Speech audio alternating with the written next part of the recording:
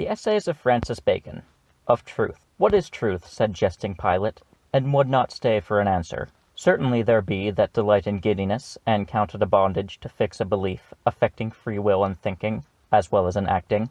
And though the sex of philosophers of that kind be gone, yet there remain certain discoursing wits which are of the same veins, though there be not so much blood in them, as was in those of the ancients. But it is not only the difficulty and labour which men take in finding out of truth, nor again that when it is found, it imposeth upon men's thoughts, that doth bring lies in favour, but a natural though corrupt love of the lie itself. One of the later school of the Grecians examineth the matter, and is at a stand to think what should be in it, that men should love lies, where neither they make for pleasure, as with poets, nor for advantage, as with the merchant, but for the lie's sake. But I cannot tell. This same truth is a naked and open daylight, that doth not show the masks and mummeries, and triumphs of the world, half so stately and daintily as candle-lights. Truth may perhaps come to the price of a pearl, that showeth best by day, but it will not rise to the price of a diamond or carbuncle, that showeth best in varied lights. A mixture of a lie doth ever add pleasure. Doth any man doubt that if there were taken out of men's minds vain opinions, flattering hopes, false valuations, imaginations as one would, and the like, but it would leave the minds of a number of men poor shrunken things, full of melancholy and indisposition, and unpleasing to themselves. One of the fathers, in great severity, called poesy vinum daemonum, because it filleth the imagination, and yet it is but with the shadow of a lie. But it is not the lie that passeth through the mind, but the lie that sinketh in and settleth in it, that doth the hurt, such as we speak of before. But howsoever these things are thus in men's depraved judgments and affections, yet truth, which only doth judge itself, teacheth, that the inquiry of truth, which is the love-making or wooing of it, the knowledge of truth, which is the presence of it, and the belief of truth, which is the enjoying of it, is the sovereign good of human nature. The first creature of God, in the works of the days, was the light of the sense. The last was the light of reason, and his Sabbath work ever since is the illumination of his spirit. First he breathed light upon the face of the matter of chaos. Then he breathed light into the face of man, and still he breatheth and inspireth light into the face of his chosen. The poet that beautified the sect, that was otherwise inferior to the rest, saith yet exceedingly well, "It is a pleasure to stand upon the shore, and to see ships tossed upon the sea. A pleasure to stand in the window of a castle, and to see a battle, and the adventures thereof below. But no pleasure is comparable to the standing upon the vantage ground of truth, a hill not to be commanded, and where the air is always clear and serene, and to see the errors and wanderings, and mists and tempests in the vale below, so always that this prospect be with pity, and not with swelling or pride. Certainly it is heaven upon earth to have a man's mind move in charity, rest in providence, and turn upon the poles of truth. To pass from theological and philosophical truth to the truth of civil business, it will be acknowledged even by those that practice it not, that clear and round dealing is the honour of man's nature, and that mixture of falsehood is like alloy in coin of gold and silver, which may make the metal work the better, but embaseth it. For these winding and crooked courses are the goings of the serpent, which goeth basely upon the belly, and not upon the feet. There is no vice that doth so cover a man with shame as to be found false and persidious. And therefore Montaigne saith prettily, when he inquired the reason why the word of the lie should be such a disgrace and such an odious charge, saith he, "If it be well weighed to say that a man lieth, is as much to say as that he is brave towards God and a coward towards men, for a lie faceth God and shrinks from man.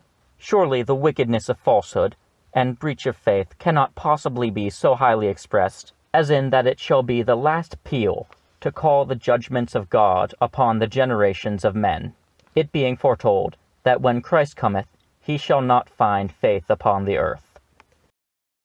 The Essays of Francis Bacon of Seditions and Troubles. Shepherds of people had need know the calendars of tempests in state, which are commonly greatest when things grow to equality, as natural tempests are greatest about the equinoctia, and as there are certain hollow blasts of wind, and secret swellings of seas before a tempest, so are there in states. Illa etiam caecos instare tumultus sepe monet, fraudesque, and operta tumescere bella. Libels and licentious discourses against the state, when they are frequent and open and in the sort, false news, often running up and down to the disadvantage of the state, and hastily embraced, are among the signs of troubles. Virgil, giving the pedigree of fame, saith, she was sister to the giants. Illum terra parens ira irritata deorum extremam ut perhibent Ceo encaladoc sororum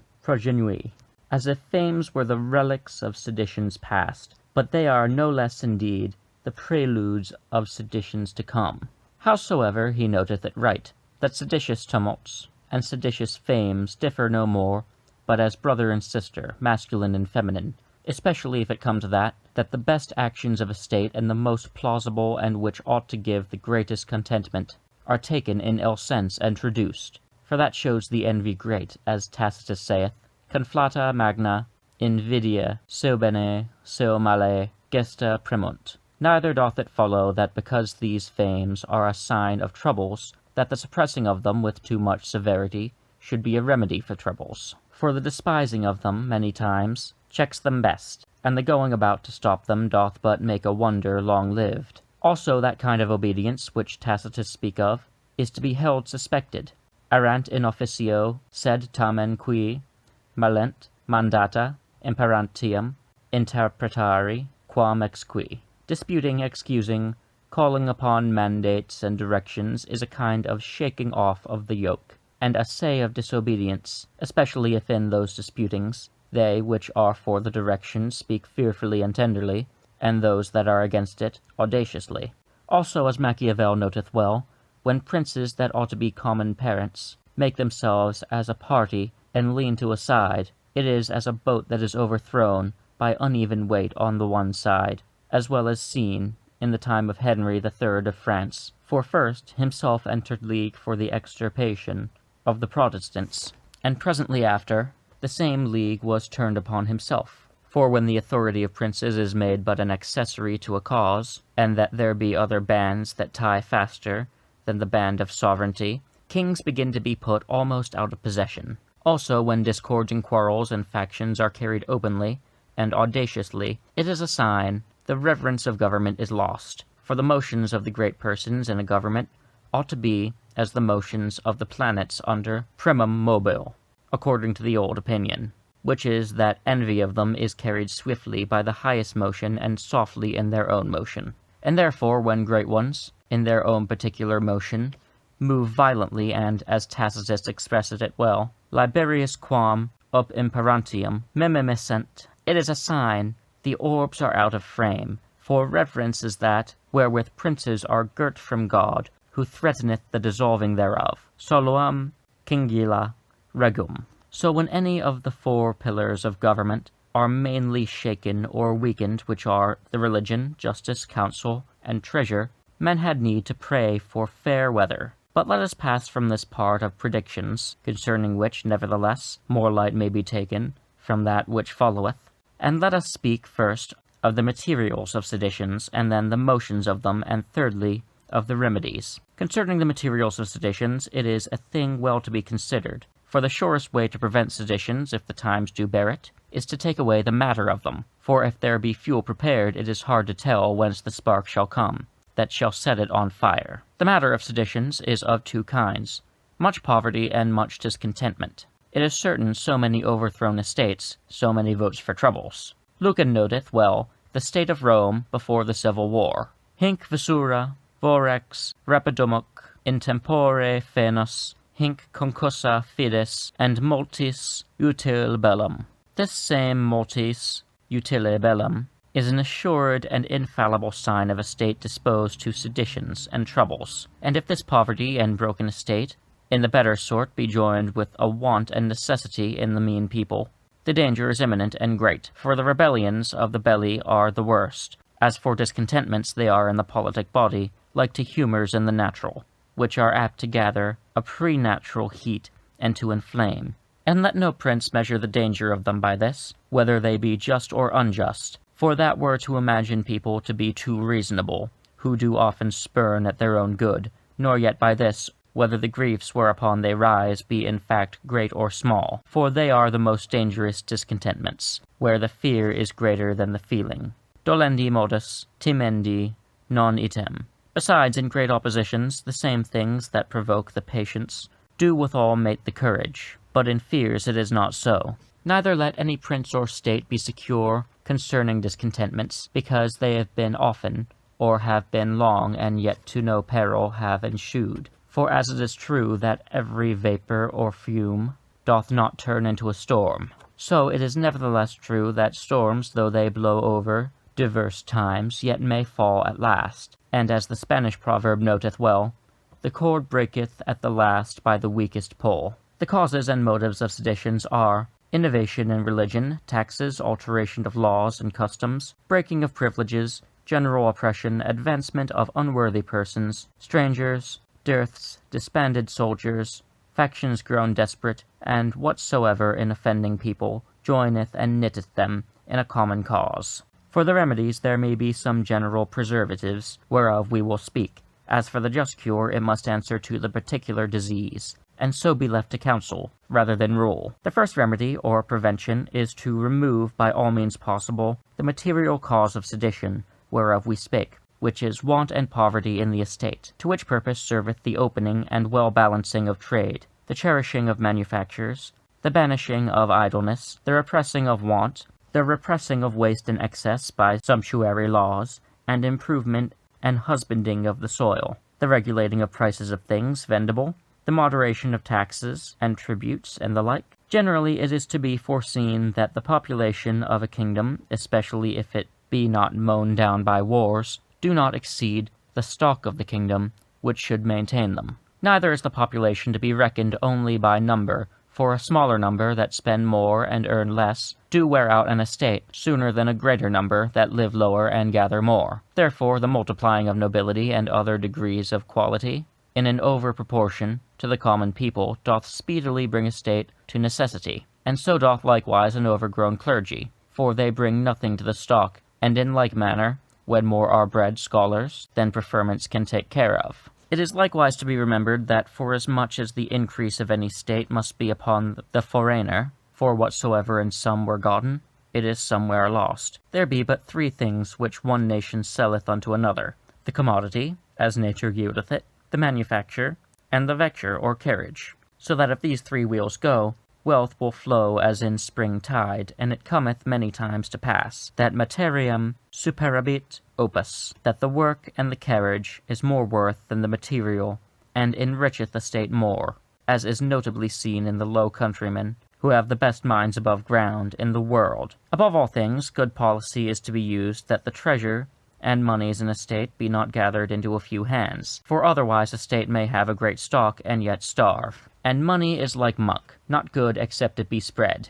This is done chiefly by suppressing or at least keeping a strained hand upon the devouring trades of usury, engrossing great pasturages, and the like. For removing discontentments, or at least the danger of them, there is in every state, as we know, two portions of subjects, the noblesse and the commonalty. When one of these is discontent, the danger is not great, for common people are of slow motion if they be not excited by the greater sort, and the greater sort are of small strength, except the multitude be apt and ready to move of themselves. This is the danger when the greater sort do but wait for the troubling of the waters amongst the meaner, that then they may declare themselves. The poets feign that the rest of the gods would have bound Jupiter, which he hearing of by the council of Pallas, sent for Briareus, with his 100 hands, to come to his aid, and in blem no doubt to show how safe it is for monarchs to make sure of the good will of the common people. To give moderate liberty for griefs and discontentments to evaporate, so it be without too great insolency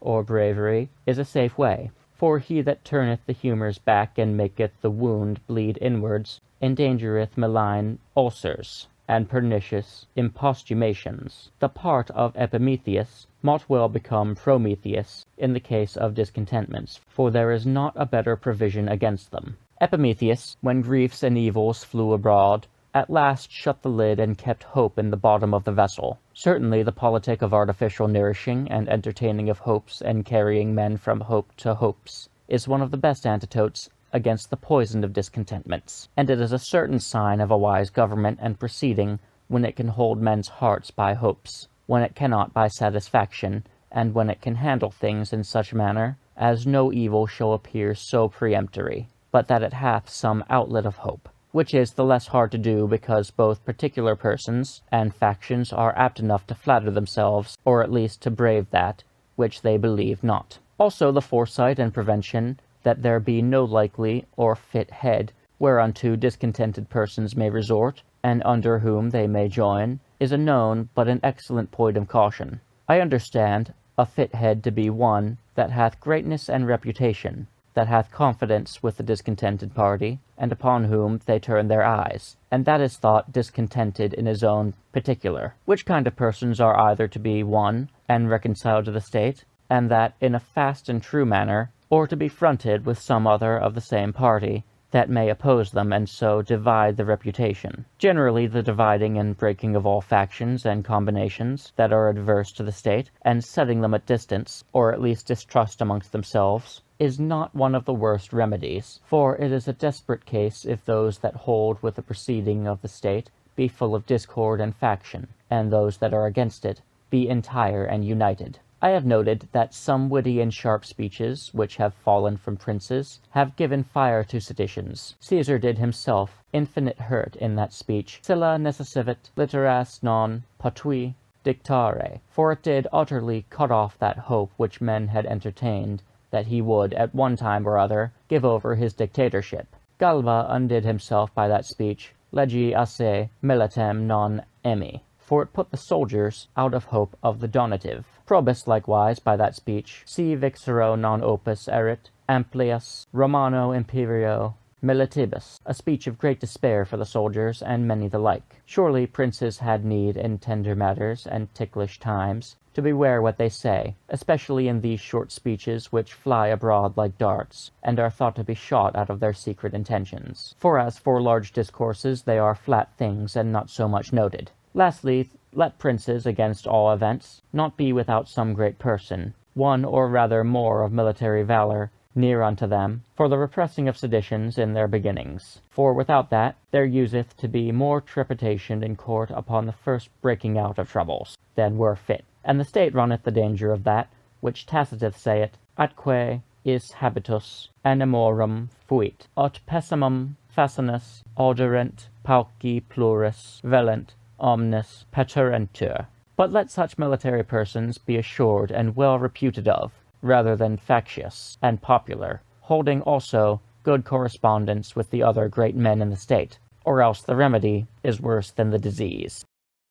This is a Francis Bacon of ambition. Ambition is like choler, which is an humour that maketh men active, earnest, full of alacrity and stirring, if it not be stopped. But if it be stopped and cannot have his way, it becometh a bust, and thereby malign and venomous. So ambitious men, if they find the way open for their rising, and still get forward, they are rather busy than dangerous. But if they be checked in their desires, they become secretly discontent, and look upon men and matters with an evil eye, and are but pleased when things go backward, which is the worst property in a servant or prince of state. Therefore it is good for princes if they use ambitious men to handle it so, and they be still progressive and not retrograde, which because it cannot be without inconvenience, it is good not to use such natures at all, for if they rise not with their service, they will take order to make their service fall with them. But since we have said, it were good not to use men of ambitious natures except it be upon necessity, it is fit we speak in what cases they are of necessity. Good commanders in the wars must be taken, be they never so ambitious, for the use of their service dispenseth with the rest, and to take a soldier without ambition is to pull off his spurs. There is also great use of ambitious men in being screens to princes in matters of danger and envy, for no man will take that part, except he be like a sealed dove, that mounts and mounts because he cannot see about him. There is use also of ambitious men in pulling down the greatness of any subject that overtops, as Tiberius used Macro in the pulling down of Cianus. Since therefore they must be used in such cases, there resteth to speak how they are to be bridled, that they may be less dangerous. There is less danger of them if they be of mean birth than if they be noble, and if they be rather harsh of nature than gracious and popular, and be rather new raised than grown cunning, and fortified in their greatness. It is counted by some a weakness in princes to have favourites, but it is of all others the best remedy against ambitious great ones. For when the way of pleasuring and displeasuring lieth by favourite, it is impossible any other should be over great. Another means to curb them is to balance them by others as proud as they. But then there must be some middle counsellors to keep things steady, for without that ballast the ship will roll too much. At the least a prince may animate and injure some meaner persons to be, as it were, scourges to ambitious men, and for having of them, obnoxious to ruin. If they be fearful of natures, it may do well, but if they be stout and daring, it may precipitate their designs and prove dangerous. As for the pulling of them down, if the affairs require it, and that it may not be done with safety, suddenly, the only way is the interchange continually of favours and disgraces, whereby they may not know what to expect, and be, as it were, in a wood. Of ambitions, it is less harmful the ambition to prevail in great things than that other, to appear in everything, but that breeds confusion and mars business. But yet it is less danger to have an ambitious man stirring in business than great independences. He that seeketh to be eminent amongst able men hath a great task, but that is ever good for the public. But he that plots to be the only figure amongst cyphars is the decay of an whole age. Honour hath three things in it: the vantage ground to do good, the approach to kings and principal persons, and the rising of man's own fortunes. He that hath the best of these intentions when he aspireth is an honest man, and that prince that can discern of these intentions in another that aspireth is a wise prince. Generally let princes and states choose such ministers that are more sensible of duty than of rising, and such as love business rather upon conscience than upon bravery, and let them discern a busy nature from a willing mind. The Essays of Francis Bacon of Prophecies. I mean not to speak of divine prophecies, nor of heathen oracles, nor of natural predictions, but only of prophecies that have been of certain memory and from hidden causes. Saith the Plithonissa to Saul, "Tomorrow thou and thine son shall be with me."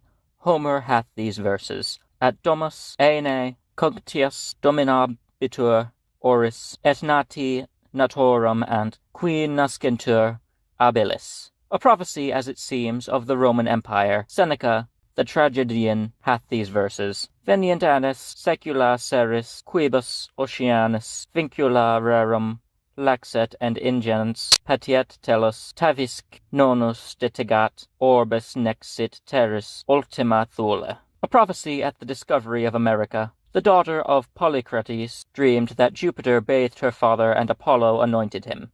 And it came to pass that he was crucified in an open place, where the sun made his body run with sweat, and the rain washed it. Philip of Macedon dreamed he sealed up his wife's belly, whereby he did expound it, that his wife should be barren. But Aristander the soothsayer told him his wife was with child, because men do not use to seal vessels that are empty. A phantasm that appeared to M. Brutus in his tent said to him, "Philippus iterum me videbis." Tiberius said to Galba, "Tu quoque Galba degustabis imperium." In Vespasian's time there went a prophecy in the east that those that should come forth of Judea should reign over the world, which though it may be was meant of our Saviour, yet Tacitus expounds it of Vespasian. Domitian dreamed the night before he was slain that a golden head was growing out of the nape of his neck, and indeed the succession that followed him for many years made golden times. Henry VI of England said of Henry VII, when he was a lad and gave him water, "This is the lad that shall enjoy the crown for which we strive."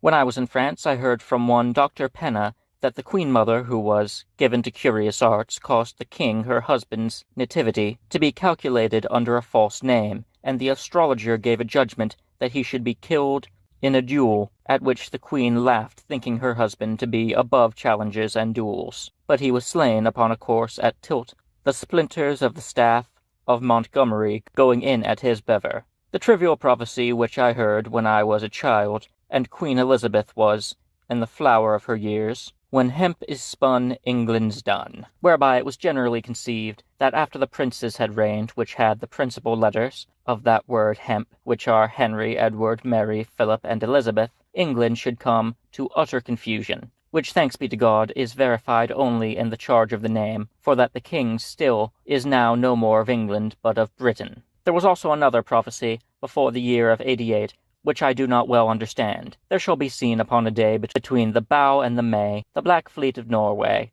when that that is come and gone, England build houses of lime and stone, for after wars shall you have none. It was generally conceived to be meant of the Spanish fleet that came in 88, for now the King of Spain's surname, as they say, is Norway.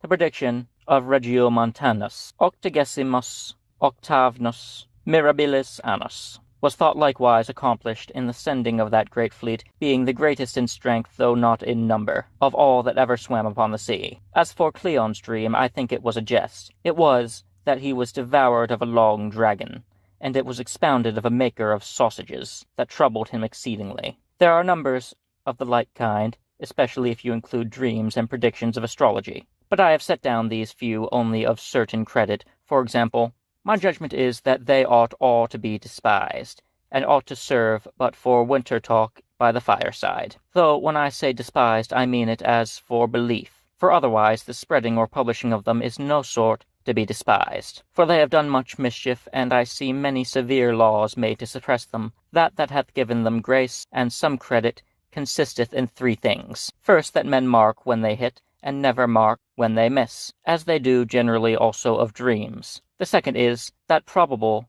conjectures or obscure traditions many times turn themselves into prophecies, while the nature of man, which counteth divination, thinks it no peril to foretell that which indeed they do but collect, as that of Seneca's verse, for so much was then subject to demonstration that the globe of the earth had great parts beyond the Atlantic, which mought be probably conceived not to be all sea, and adding thereto the tradition in Plato's Timaeus and his Atlanticus, it mought encourage one to turn it to a prediction. The third and last, which is the great one, is that almost all of them, being infinite in number, have been impostures, and by idle and crafty brains merely contrived and feigned after the event past. The Essays of Francis Bacon, of Adversity. It was an high speech of Seneca, after the manner of the Stoics, that the good things which belong to prosperity are to be wished, but the good things that belong to adversity are to be admired. Bona rerum secundarum optabilia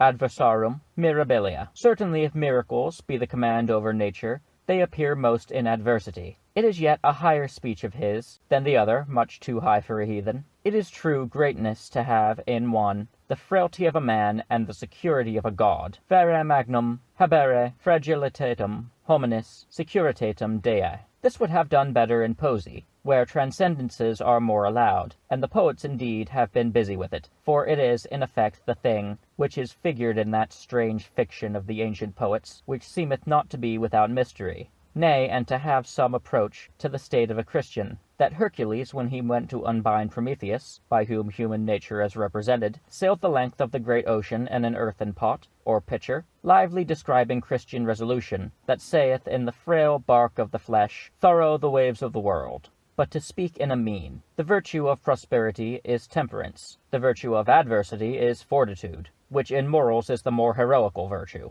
Prosperity is the blessing of the Old Testament, adversity is the blessing of the New, which carrieth the greater benediction, and the clearer revelation of God's favor. Yet even in the Old Testament, if you listen to David's harp, you shall hear as many hearse-like airs as carols. And the pencil of the Holy Ghost hath labored more in describing the affections of Job than the felicities of Solomon. Prosperity is not without many fears and distastes, and adversity is not without comforts and hopes. We see in needleworks and embroideries, it is more pleasing to have a lively work upon a sad and solemn ground, than to have a dark and melancholy work upon a lightsome ground. Judge therefore of the pleasure of the heart, by the pleasure of the eye. Certainly, virtue is like precious odours, most fragrant when they are incensed or crushed, for prosperity doth best discover vice, but adversity doth best discover virtue. The Essays of Francis Bacon, of Atheism. I had rather believe all the fables in the legend and the Talmud and the Alcoran, than that this universal frame is without a mind, and therefore God never wrought miracle to convince atheism, because his ordinary works convince it. It is true that a little philosophy inclineth man's mind to atheism, but depth in philosophy bringeth men's minds about religion. For while the mind of man looketh upon second causes scattered, it may sometimes rest in them and go no further. But when it beholdeth the chain of them, confederate and linked together, it must needs fly to providence and deity. Nay, even that school which is most accused of atheism doth most demonstrate religion, that is, the school of Leucippus. and Democritus, and Epicurus. For it is 1,000 times more credible that 4 mutable elements, and 1 immutable fifth essence, duly and eternally placed, need no god, than that an army of infinite small proportions, or seeds unplaced, should have produced this order and beauty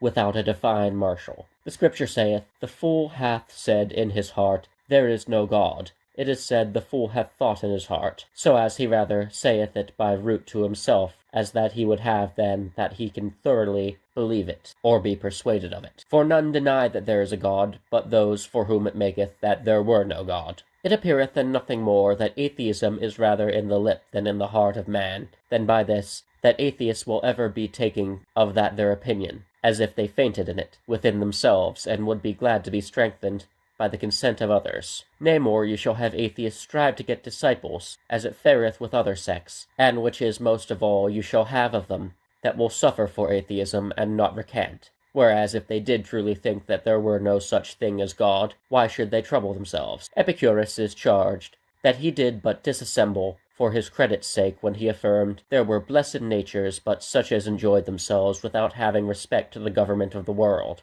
wherein they say he did temporize, though in secret he thought there was no God. But certainly he is traduced, for his words are noble and divine. Non Deus vulgi negare profanum, sed vulgi opinionis dig applicare profanum. Plato could have said no more, and although he had the confidence to deny the administration, he had not the power to deny the nature. The Indians of the West have names for their particular gods, though they have no name for God, as if the heavens should have had the names Jupiter, Apollo, Mars, etc., but not the word Deus, which shows that even those barbarous people have the notion, though they have not the latitude and extent of it, so that against atheists the very savages take part, with the very subtlest philosophers. The contemplative atheist is rare, a Diagoras, a Bion, a Lucian, perhaps, and some others, and yet seem to be more than they are, for that all that impugn a received religion or superstition are by the adverse part branded with the name atheists. But the great atheists indeed are hypocrites which are ever handling holy things, but without feeling, so as they must needs be cauterized in the end. The causes of atheism are divisions in religion, if they be many, for any one main division addeth zeal to both sides, but many divisions introduce atheism. Another is scandal of priests, when it is come to that, which Espernard saith, Non est iam dicere, ut populus sic, sacerdos, quia nec sic, populus ut sacerdos. A third is custom of profane scoffing in holy matters, which doth by little and little deface the reverence of religion. And lastly, learned times, specially with peace and prosperity, for troubles and adversities do more bow men's minds to religion. They that deny a god destroy man's nobility, for certainly man is of kin to the beasts by his body, and if he be not of kin to God by his spirit, he is a base and ignoble creature. It destroys likewise magnanimity and the raising of human nature. For take an example of a dog, and mark what a generosity and courage he will put on when he finds himself maintained by a man who to him is instead of a god, or melanor natura, which courage is manifestly such as that creature, without the confidence of a better nature than his own, could never attain. So man, when he resteth, and assureth himself upon divine protection and favour, gathereth a force and faith which human nature in itself could not obtain. Therefore, as atheism is in all respects hateful, so in this, that it depriveth human nature of the means to exalt itself above human frailty. As it is in particular persons, so it is in nations. Never was there such a state for magnanimity as Rome. Of this state, hear what Cicero saith, Quam volumus licet patres conscripti nos amemus, tam nec numero Hispanos, nec robore Gallos, nec caliditet penos, nec artibus Grecos, nec denic hoc ipso huius gentis entere domestico nitivuc sensu Italos ipsos and Latinos, sed pietet ac religione at hac una sapientia quod deorum immortalium numin omnia regi gubernaric perspecimus omnes gentis nationesque superavimus. The Essays of Francis Bacon of Beauty. Virtue is like a rich stone, best plain set, and surely virtue is best in a body that is comely, though not of delicate features, and that hath rather dignity of presence than beauty of aspect. Neither is it almost seen that very beautiful persons are otherwise of great virtue, as if nature were rather busy not to err, than in labor to produce excellency. And therefore they prove accomplished, but not of great spirit, and study rather behavior than virtue. But this holds not always, for Augustus Caesar, Titus Vespasians, Philip le Bel of France, Edward IV of England, Alcibiades of Athens, Ismail the Sophi of Persia, were all high and great spirits, and yet the most beautiful men of their times. In beauty, that of favor is more than that of color, and that of decent and gracious motion more than that of favor. That is the best part of beauty, which a picture cannot express, no, nor the first sight of life. There is no excellent beauty that hath not some strangeness in the proportion. A man cannot tell whether Apelles or Albert Durer were the more trifler, whereof the one would make a personage by geometrical proportions, the other by taking the best parts out of diverse faces to make one excellent. Such personages, I think, would please nobody, but the painter that made them. No, but I think a painter may make a better face than ever was, but he must do it by a kind of felicity, as a musician that maketh an excellent air in music, and not by rule. A man shall see faces that if you examine them part by part you shall find never a good, and yet altogether do well. If it be true that the principal part of beauty is in decent motion, certainly it is no marvel though a person in years seem many times more amiable, pulchrorum autumnus pulcher, for no youth can be comely but by pardon, and considering the youth as to make up the comeliness. Beauty is as summer fruits, which are easy to corrupt and cannot last, and for the most part it makes a dissolute youth and an age a little out of countenance. But yet certainly again, if it light well, it maketh virtue shine and vices blush. The Essays of Francis Bacon, of Boldness. It is a trivial grammar school text, but yet worthy a wise man's consideration. Question was asked of Demosthenes, what was the chief part of an orator? He answered, action. What next? Action. What next again? Action. He said it that knew it best, and had by nature himself no advantage in that he commended. A strange thing that that part of an orator, which is but superficial and rather the virtue of a player, should be placed so high above those other noble parts of invention, elocution, and the rest, nay, almost alone, as if it were all in all. But the reason is plain. There is in human nature generally more of the fool than of the wise, and therefore those faculties by which the foolish part of men's minds is taken are most potent. Wonderful, like, is the case of boldness in civil business. What first? Boldness. What second and third? Boldness. And yet boldness is a child of ignorance and baseness, far inferior to other parts. But nevertheless it doth fascinate and bind hand and foot those that are either shallow in judgment or weak in courage, which are the greatest part. Yea, and prevaileth with wise men at weak times. Therefore we see it hath done wonders in popular states, but with senates and princes less, and more ever upon the first entrance of bold persons into action than soon after, for boldness is an ill keeper of promise. Surely as there are mountebanks for the natural body, so are there mountebanks for the politic body. Men that undertake great cures, and perhaps have been lucky in 2 or 3 experiments, but want the grounds of science, and therefore cannot hold out.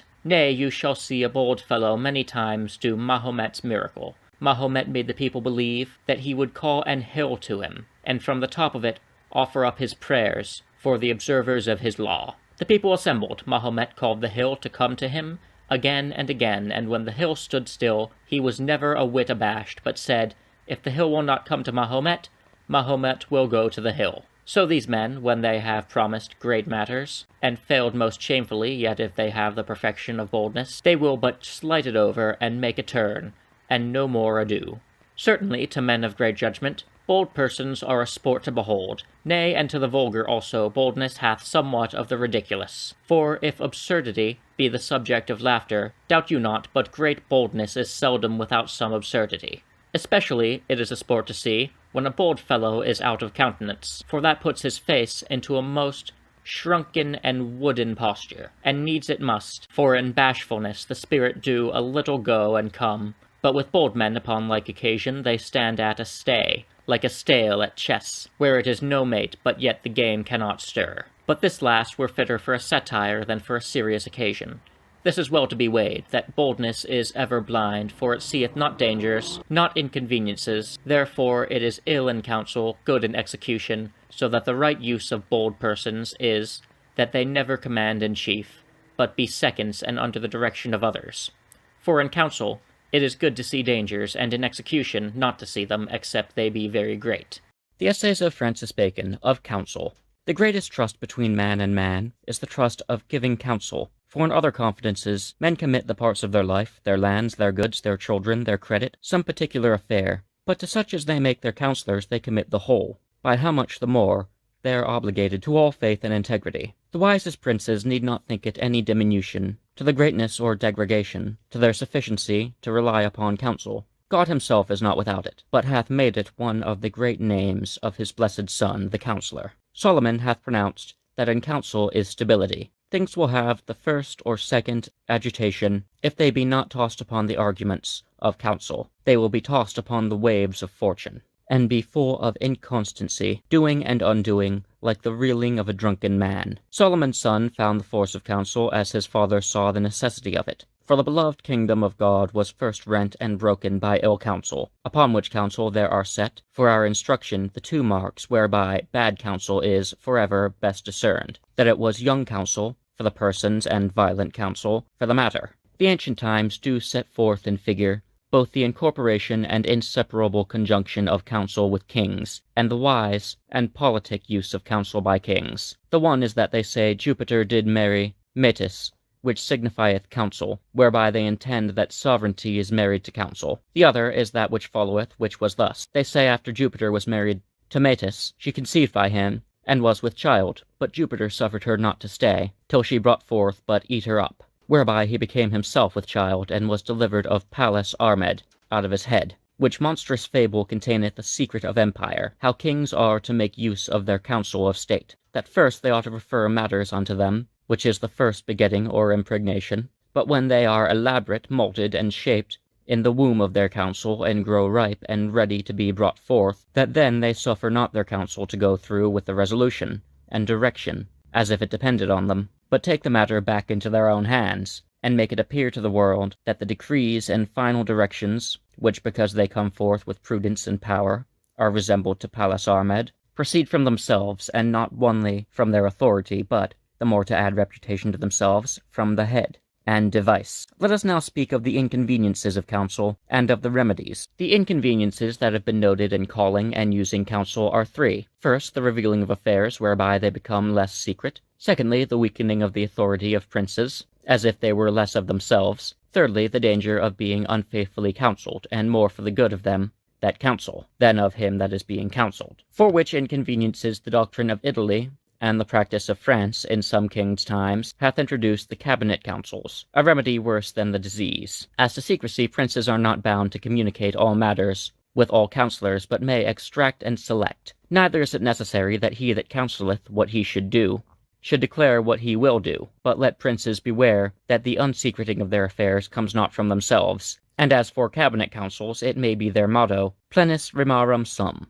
One futile person that maketh it his glory to tell will do more hurt than many that know it their duty to conceal. It is true that there be some affairs which require extreme secrecy, which will hardly go beyond one or two persons besides the king. Neither are those counsels unprosperous, for besides the secrecy, they commonly go on constantly in one spirit of direction, without distraction. But then it must be a prudent king, such as is able to grind with a hand-mill, and those inward counsellors had need also be wise men, and especially true and trusty to the king's ends, as it was with King Henry the Seventh of England, who in his great business imparted himself to none except it were to Morton and Fox. For weakening of authority, the fable showeth the remedy. Nay, the majesty of kings is rather exalted than diminished, when they are in the chair of counsel. Neither was there ever prince bereaved of his dependences by his counsel, except where there hath been either an over-greatness in one counsellor, or an over-strict combination in givers, which are things soon found and holpen. For the last inconvenience, the men will counsel with an eye to themselves. Certainly, non invenient fidem super terram is meant of the nature of times, and not of all particular persons. There be that are in nature faithful and sincere and plain and direct, not crafty and involved, Let princes above all draw to themselves such natures. Besides, counsellors are not commonly so united, but that one counsellor keepeth counsel over another, so that if any do counsel out of faction or private ends, it commonly comes to the king's ear. But the best remedy is, if princes know their counsellors, as well as their counsellors know them. Principis est virtus maxima nocere suos. And on the other side, counsellors should not be too speculative into their sovereign's person. The true composition of a counsellor is rather to be skilful in their master's business than in his nature, for then he is like to advise him and not to feed his humour. It is of singular use to princes if they take the opinions of their council both separately and together. For private opinion is more free, but opinion before others is more reverend. In private, men are more bold in their own humours, and in consort men are more obnoxious to others' humours. Therefore it is good to take both, and of the inferior sort rather in private, to preserve freedom, of the greater rather in consort, to preserve respect. It is in vain for princes to take counsel concerning matters, if they take no counsel likewise concerning persons, for all matters are as dead images, and the life of execution of affairs resteth in the good choice of persons. Neither is it enough to consult concerning persons, secundum genera, as in an idea or mathematical description, what the kind and character of the person should be, for the greatest errors are committed, and the most judgment is shown in the choice of individuals. It was truly said, optimi conciliari mortvi. Books will speak plain when counsellors blanch. Therefore it is good to be conversant in them, specially the books of such as themselves have been actors upon the stage. The councils, at this day, in most places, are but familiar meetings, where matters are rather talked on than debated, and they run too swift to the order or act of council. It were better that in causes of weight the matter were propounded one day and not spoken to till the next day, in nocte concilium. So was it done in the Commission of Union between England and Scotland, which was a grave and orderly assembly. I commend set days for petitions, for both it gives the suitors more certainty for their attendance, and it frees the meetings for matters of estate, that they may hoc agere. In choices of committees for ripening business, for the council, it is better to choose indifferent persons than to make an indifference by putting in those that are strong on both sides. I commend also standing commissions, as for trade, for treasure, for war, for suits, for some provinces, for where there be divers, particular councils, and but one council of estate, as it is in Spain, they are in effect no more than standing commissions, save that they have greater authority. Let such as are to inform councils out of their particular professions, as lawyers, seamen, mintmen, and the like, be first heard before the committees, and then, as occasion serves, before the council, and let them not come in multitudes or in tribunitious manner, for that is to clamour councils, not to inform them. A long table and a square table, or seats about the walls, seem things of form, but are things of substance. For at a long table a few at the upper end, in effect, sway all the business, but in the other form there is more a use of the councillors' opinions that sit lower. A king, when he presides in council, let him beware how he opens his own inclination too much, in that which he will propoundeth. For else councillors will but take the wind of him, and instead of giving free counsel, sing him a song of placebo. The Essays of Francis Bacon of Cunning. We take cunning for a sinister or crooked wisdom, and certainly there is great difference between a cunning man and a wise man. Not only the point of honesty, but in point of ability. There be that can pack the cards and yet cannot play well, so there are some that are good in canvasses and factions that are otherwise weak men. Again, it is one thing to understand persons, and another thing to understand matters, for many are perfect in men's humours that are not greatly capable of the real part of business, which is the constitution of one that hath studied men more than books. Such men are fitter for practice than for counsel, and they are good but in their own alley. Turn them to new men, and they have lost their aim. So as the old rule to know a fool from a wise man, mete ambos nudos od ignotos and videbis, doth scarce hold for them. And because these cunning men are like haberdashers of small wares, it is not amiss to set forth their shop. It is a point of cunning to wait upon him with whom you speak, with your eye, as the Jesuits give it in precept. For there be many wise men that have secret hearts,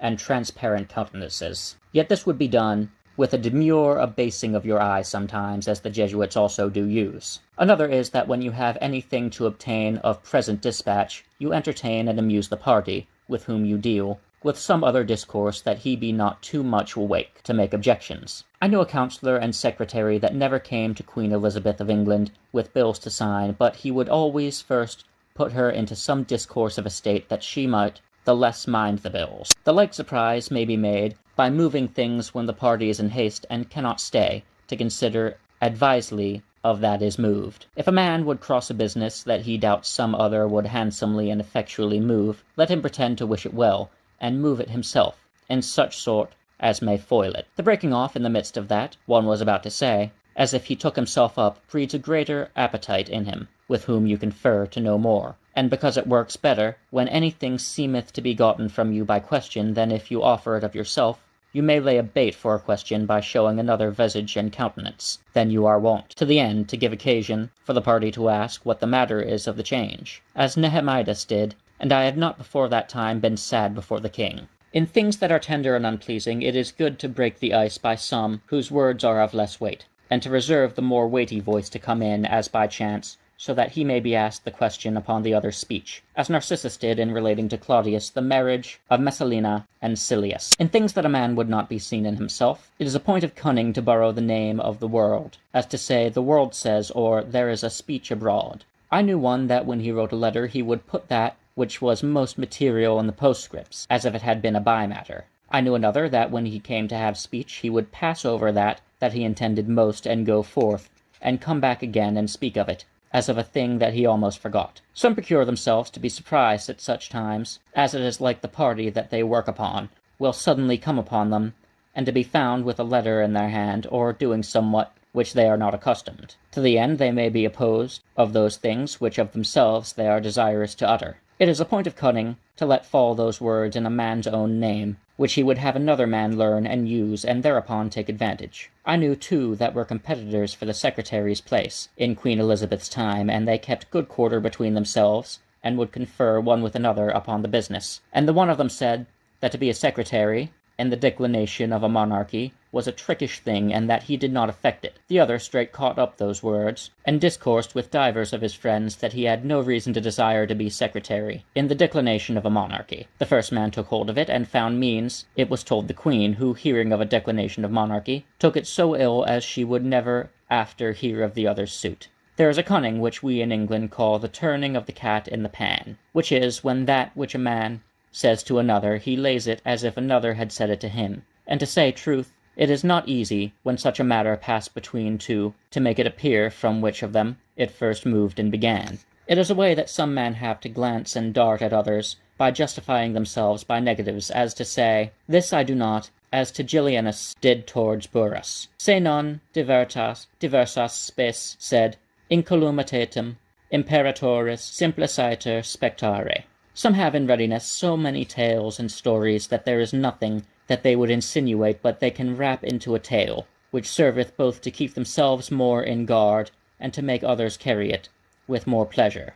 It is a good point of cunning for a man to shape the answer he would have in his own words and propositions, for it makes the other party sick the less. It is strange how long some men will lie in wait to speak somewhat they desire to say, and how far about they will fetch, and how many other matters they will have beat over, to come near it. It is a thing of great patience, but yet of much use. A sudden, bold, and unexpected question doth many times surprise a man and lay him open, like to him, that having changed his name, and walking in Paul's, another suddenly came behind him and called him by his true name, whereat straightways he looked back. But these small wares and petty points of cunning are infinite, and it were a good deed to make a list of them, for that nothing doth more hurt an estate than that cunning men pass for wise. But certainly some there are that know the resorts and falls of business, that cannot sink into the main of it, like a house that hath convenient stairs and entries, but never a fair room. Therefore you shall see them find out pretty luces in the conclusion, but there are no ways able to examine or debate matters. And yet commonly they take advantage of their inability, and would be thought wits of direction.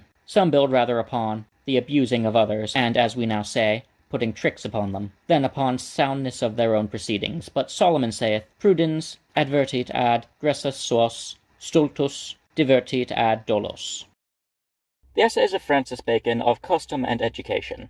Men's thoughts are much according to their inclination, their discourse and speeches according to their learning, and infused opinions, but their deeds are after as they have been accustomed. And therefore, as Machiavel well noteth, though in an evil-favoured instance, there is no trusting to the force of nature, nor to the bravery of words, except it be corroborate by custom. His instance is that for the achieving of a desperate conspiracy a man should not rest upon the fierceness of any man's nature, or his resolute undertakings, but take such a one as hath had his hands formerly in blood.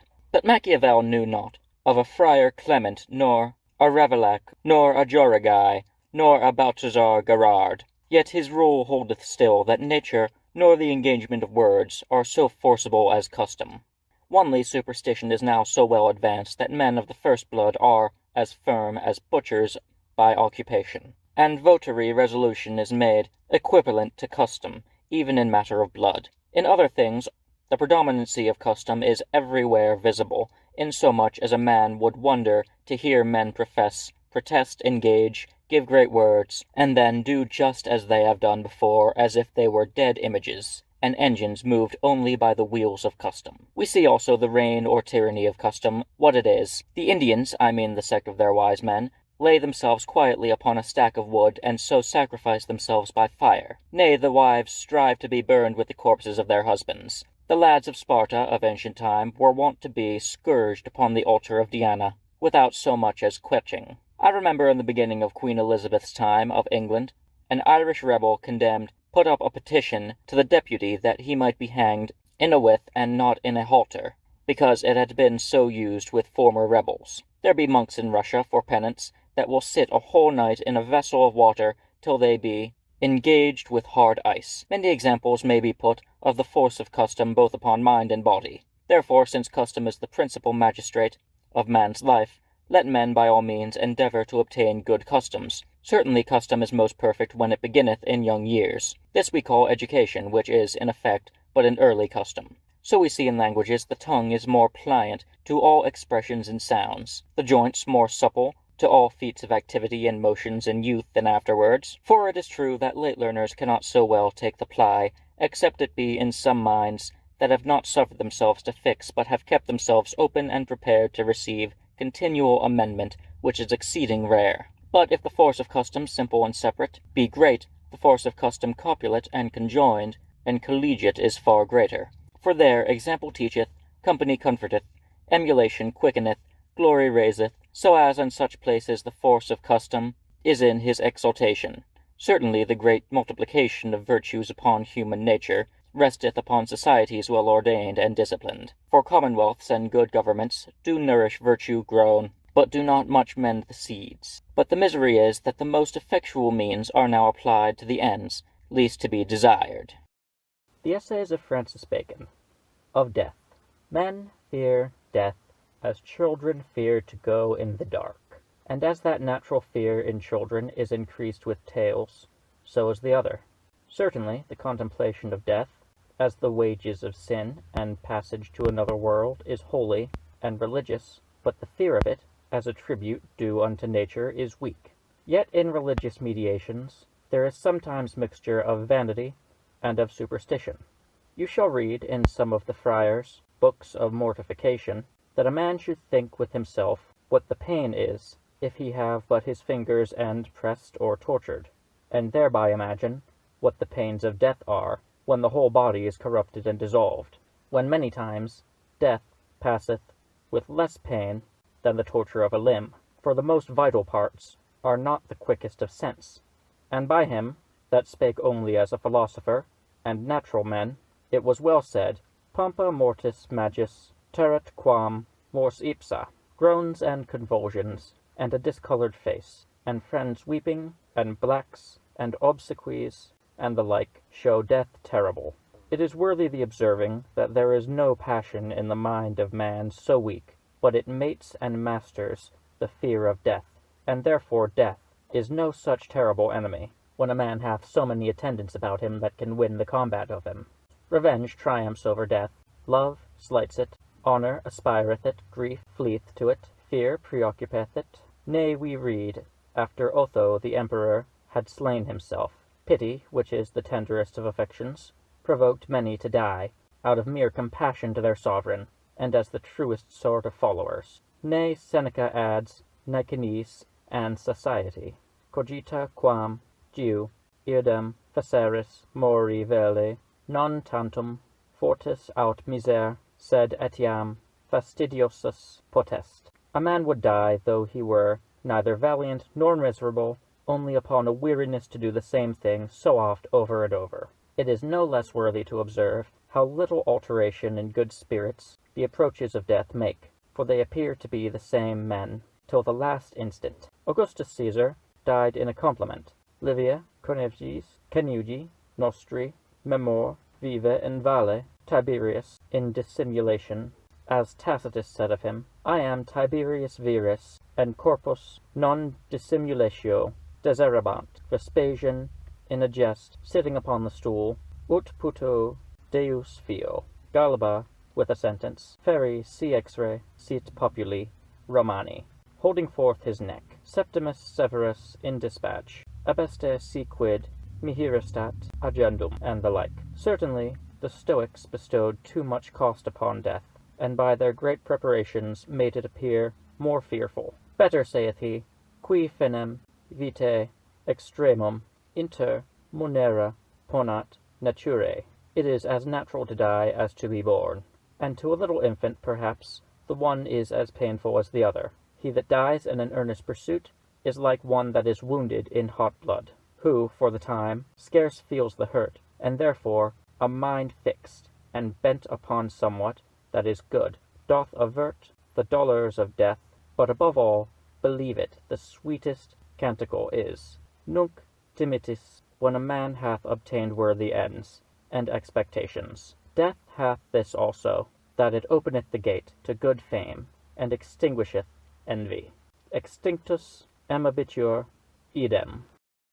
The Essays of Francis Bacon of Deformity. Deformed persons are comely, even with nature, for as nature hath done ill by them, so do they by nature, being for the most part, as the Scripture saith, void of natural affection, and so they hath their revenge of nature. Certainly there is a consent between the body and the mind, and where nature erreth in one, she virtueth in the other. Bibi peccat in uno, periclitartur in altero. But because there is in man an election touching the frame of his mind, and a necessity in the frame of his body, the stars of natural inclination are sometimes obscured by the sun of discipline and virtue. Therefore it is good to consider of deformity not a sign which is more deceivable, but as a cause which seldom faileth of the effect. Whosoever hath anything fixed in his person that doth induce contempt, hath also a perpetual spur in himself to rescue and deliver himself from scorn. Therefore all deformed persons are extreme bold, first as in their own defense, as being exposed to scorn, but in process of time by a general habit.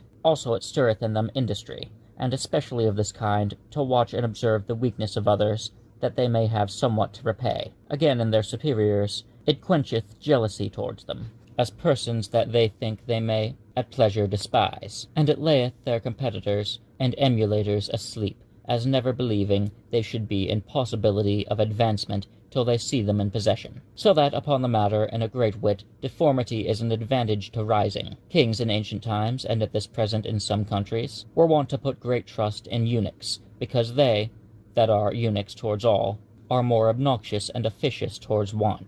But yet their trust towards them hath rather been as to good spiles and good whisperers, than good magistrates and officers, and much like is the reason of deformed persons. Still the ground is, they will, if they be of spirit, seek to free themselves from scorn, which must be either by virtue or malice, and therefore let it not be marvelled if sometimes they prove excellent persons, as was Agesilaus Sanger, the son of Solomon Aesop Gesca, president of Peru, and Socrates may go likewise amongst them with others. The Essays of Francis Bacon of Delays. Fortune is like the market, where many times, if you can stay a little, the price will fall. And again, it is sometimes like Sibylla's offer, which at first offereth the commodity at full, then consumeth part, and still holdeth up the price. For occasion it is in the common verse, turneth a bald noodle after she hath presented her locks in front, and no hold taken. Or at least turneth the handle of the bottle first to be received, and after the belly, which is hard to clasp. There is surely no greater wisdom than well to time the beginnings and onsets of things. Dangers are no more light, if they once seem light, and more dangers have deceived men than forced them. Nay, it were better to meet some dangers half-way, though they come nothing near, than to keep too long a watch upon their approaches. For if a man watch too long, it is odds he will fall asleep. On the other side, to be deceived with too long shadows, as some have been, when the moon was low and shone on their enemy's back, and so to shoot off before the time, or to teach dangers to come on by over-early buckling, it is another extreme. The ripeness or unripeness of the occasion, as we said, must ever be well weighed, and generally it is good to commit to the beginnings of all great actions to Argos with his 100 eyes, and the ends to Briareus with his 100 hands, first to watch and then to speed. For the helmet of Pluto, which maketh the politic man go invisible, is an celerity in the execution. For when things are once come to the execution, there is no secrecy comparable to celerity, like the motion of a bullet in the air, which flieth so swift as it outruns the eye. The Essays of Francis Bacon of Discourse. Some in their discourse desire rather commendation of wit in being able to hold all arguments than of judgment in discerning what is true, as if it were a praise to know what might be said, and not what should be thought. Some have certain commonplaces and themes, wherein they are good and want variety, which kind of poverty is for the most part tedious, and when it is once perceived ridiculous. The honourablest part of talk is to give the occasion, and again to moderate and pass to somewhat else, for then a man leads to daunts. It is good in discourse and speech of conversation to vary and intermingle speech of the present occasion with arguments, tales with reasons, asking of questions with telling of opinions, and jest with earnest. For it is a dull thing to tire, and as we say now, to jade anything too far. As for jest, there be certain things which ought to be privileged from it, namely religion, matters of state, great persons, any man's present business of importance, and any case that deserveth pity. Yet there be some that think their wits have been asleep, except they dart out somewhat that is piquant, and to the quick, that is a vein, which would be bridled. Passe, ver, stimulis, and fortius utere loris. And generally men ought to find the difference between saltness and bitterness. Certainly he that hath a satirical vein, as he maketh others afraid of his wit, so he had need be afraid of others' memory. He that questioneth much shall learn much, and content much, but especially if he apply his questions to the skill of the persons whom he asketh, for he shall give them occasion to please themselves in speaking, and himself shall continually gather knowledge. But let his questions not be troublesome, for that is fit for a poser, and let him be sure to leave other men their turns to speak. Nay, if there be any that would reign, and take up all the time, let him find means to take them off, and to bring others on, as musicians used to do, with those that dance too long galliards. If you dissemble sometimes your knowledge of that you are thought to know, you shall be thought another time to know that you are not. Speech of a man's self ought to be seldom and well chosen. I knew one was wont to say in scorn, he must needs be a wise man, he speaks so much of himself. And there is but one case wherein a man may command himself with good grace, and that is commending virtue in another, especially if it be such a virtue whereunto himself pretendeth. Speech of touch towards others should be sparingly used, for discourse ought to be as a field, without coming home to any man. I knew 2 noblemen of the west part of England, whereof the one was given to scoff, but kept ever royal cheer in his house. The other would ask of those that had been at the other's table, tell truly, was there never a flout or dry blow given? To which the guest would answer, such and such a thing has passed. The lord would say, I thought he would mar a good dinner. Discretion of speech is more than eloquence, and to speak agreeably to him, with whom we deal, is more than to speak in good words or in good order. A good continued speech, without a good speech of interlocution, shows slowness as a good reply, or second speech, without a good settled speech, showeth shallowness and weakness. As we see in beasts, that those that are weakest in the course are yet nimblest in the turn, and it is betwixt the greyhound and the hare. To use too many circumstances ere one come to the matter is wearisome. To use none at all is blunt. The Essays of Francis Bacon of Dispatch. Affected dispatch is one of the most dangerous things to business that can be. It is like that which the physicians call predigestion, or hasty digestion, which is sure to fill the body full of crudities and secret seeds of diseases. Therefore measure not by dispatch, by the times of sitting, but by the advancement of business. And as in races it is not the large stride or high lift that make the speed, so in business the keeping close to the matter and not taking of it too much at once procureth dispatch. It is the care of some only to come off speedily for the time, or contrive some false periods of business, because they may seem men of dispatch. But it is one thing to abbreviate by contracting, another by cutting off, and business, so handled at several sittings or meetings, goeth commonly backward and forward in an unsteady manner. I know a wise man that had it for a byword when he saw men hasten to a conclusion, stay a little, that we may make an end the sooner. On the other side, true dispatch is a rich thing, for time is the measure of business as money is of wares, and business is brought at a dear hand where there is small dispatch. The Spartans and Spaniards have been noted to be of small dispatch. Mi venga la muerte de Spanga. Let my death come from Spain, for then it will be sure to be long in coming. Give good hearing to those that give the first information in business, and rather direct them in the beginning than interrupt them in the continuance of their speeches, for he that is put out of his own order will go forward and backward and be more tedious while he waits upon his memory than he could have been if he had gone on in his own course. But sometimes it is seen that the moderator is more troublesome than the actor. Iterations are commonly loss of time, but there is no such gain of time as to iterate often the state of the question, for it chaseth away many a frivolous speech as it is coming forth. Long and curious speeches are as fit for dispatch as a robe or mantle with a long train is for race. Prefaces and passages and excusations and other speeches of reference to the person are great wastes of time, and though they seem to proceed of modesty, they are bravery. Yet beware of being too material when there is any impediment or obstruction in men's wills, for preoccupation of mind ever requireth preface of speech, like a fomentation to make the unguent enter. Above all things, order and distribution and singling out of parts is the life of dispatch, so as the distribution be not too subtle. For he that doth not divide will never enter well into business, and he that divideth too much will never come out of it clearly. To choose time is to save time, and an unseasonable motion is but beating the air. There be three parts of business, the preparation, the debate, or examination, and the perfection, whereof, if you look for dispatch, let the middle only be the work of many, and the first and last the work of few. The proceeding upon somewhat conceived in writing doth for the most part facilitate dispatch, for though it should be wholly rejected, yet the negative is more pregnant of direction than an indefinite, as ashes are more generative than dust.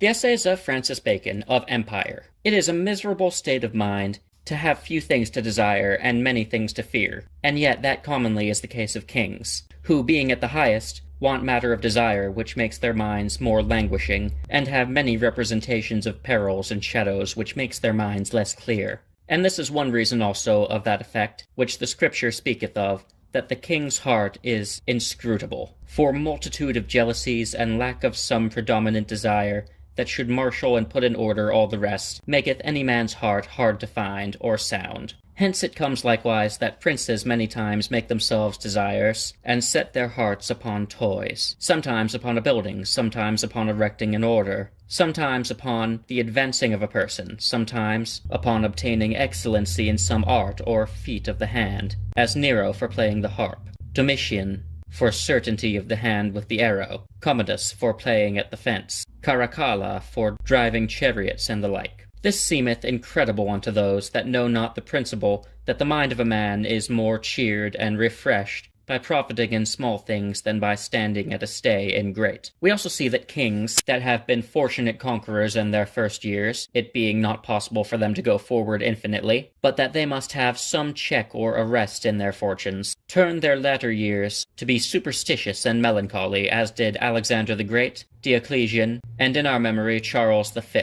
and others, for he that is used to go forward, and findeth a stop, falleth out of his own favour, and is not the thing he was. To speak now of the true temper of empire, it is a thing rare and hard to keep, for both temper and distemper consist of contraries. But it is one thing to mingle contraries, another to interchange them. The answer of Apollonius to Vespasian is full of excellent instruction. Vespasian asked him, "What was Nero's overthrow?" He answered, "Nero could touch and tune the harp well, but in government sometimes he used to wind the pins too high, sometimes to let them down too low. And certain it is that nothing destroyeth authority so much as the unequal and untimely interchange of power pressed too far, and relaxed too much." This is true, that the wisdom of all these latter times in princes' affairs is rather fine deliveries and shiftings of dangers and mischiefs, when they are near, than solid and grounded courses to keep them aloof. But this is but to try masteries with fortune, and let men beware how they neglect and suffer matter of trouble, and to be prepared, for no man can forbid the spark, nor tell whence it may come. The difficulties in princes' business are many and great, but the greatest difficulty is often in their own mind. For it is common with princes, saith Tacitus, to will contradictories. Sunt plerumque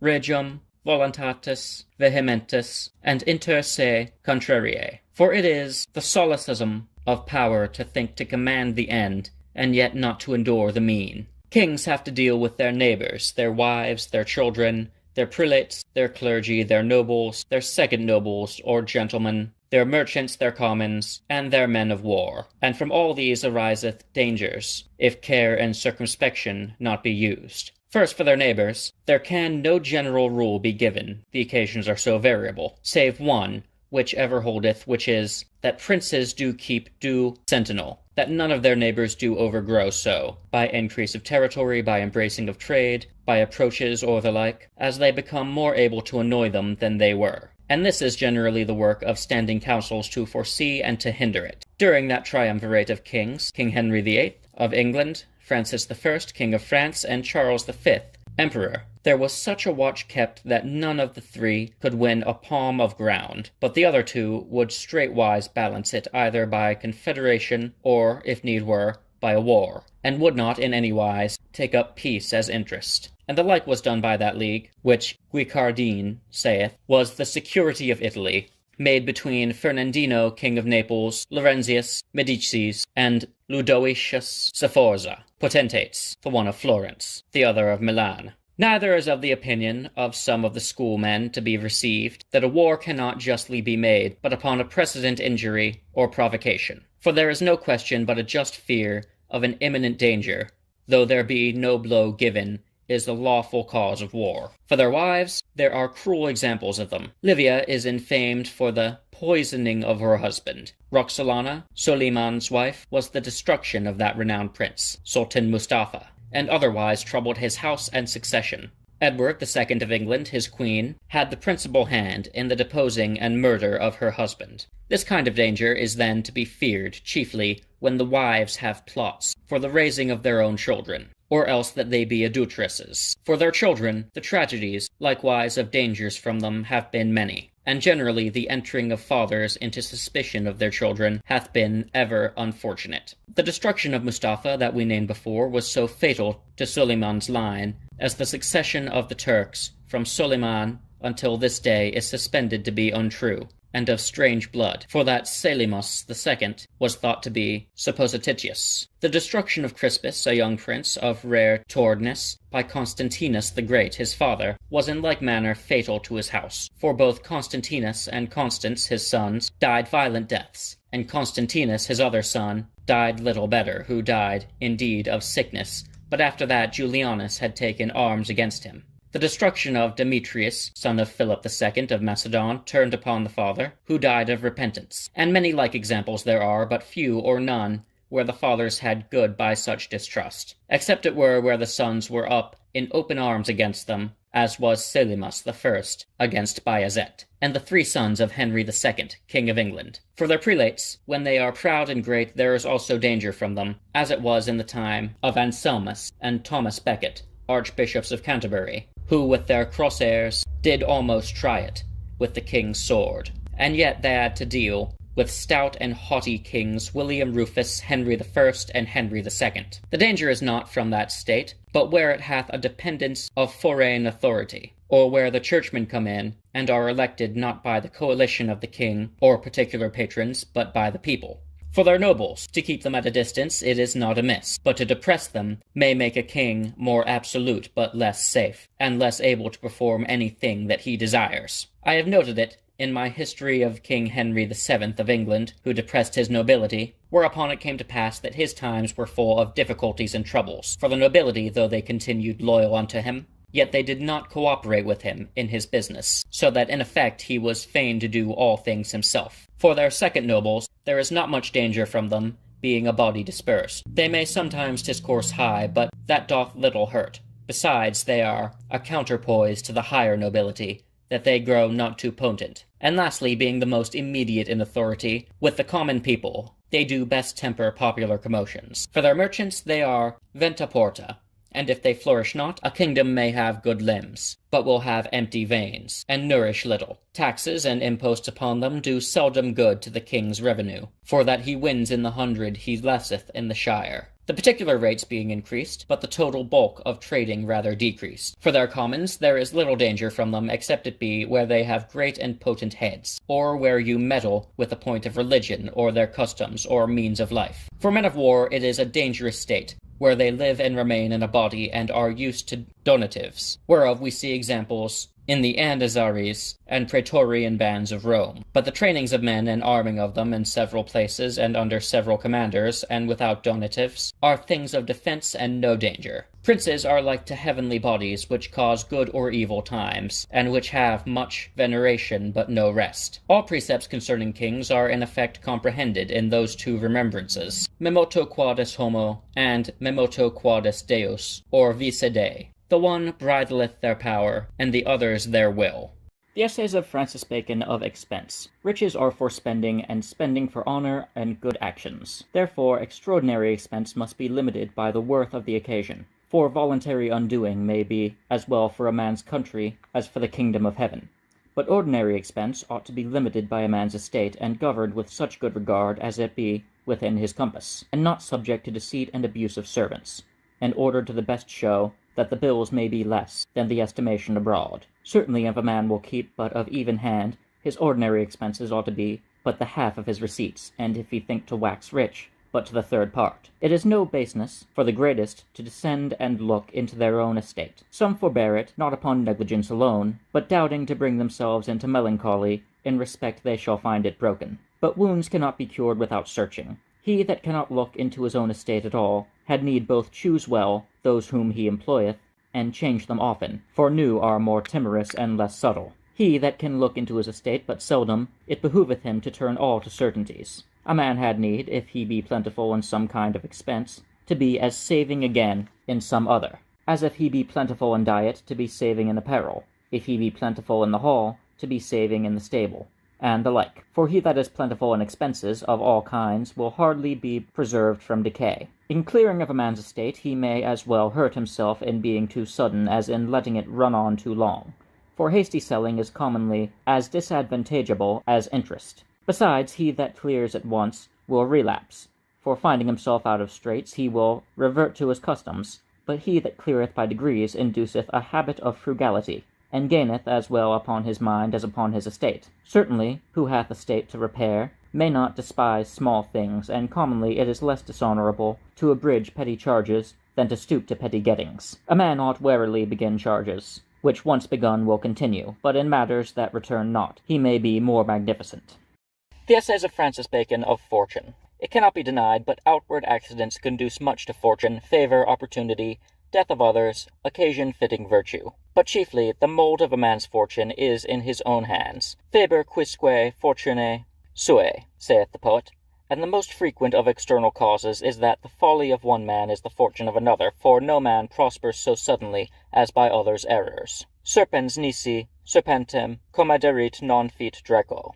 Overt and apparent virtues bring forth praise, but there be secret and hidden virtues that bring forth fortune. Certain deliveries of a man's self which have no name, the Spanish name, desemboltura, partly expresseth them, when there be not stones nor restiveness in a man's nature, but that the wheels of his mind keep way with the wheels of his fortune. For so Livy, after he had described Cato Muar, in these words, in illo viro tantum robur corporis and animi fuit ut quocunque loco natus esset fortunam sibi facturas videretur, falleth upon that he had versatile ingenium. Therefore if a man look sharply and attentively, he shall see fortune, for though she be blind, yet she is not invisible. The way of fortune is like the Milken Way in the sky, which is a meeting or knot of a number of small stars, not seen asunder, but giving light together. So are there a number of little and scarce discerned virtues, or rather facilities and customs, that make men fortunate. The Italians note some of them, such as a man would little think. When they speak of one that cannot do amiss,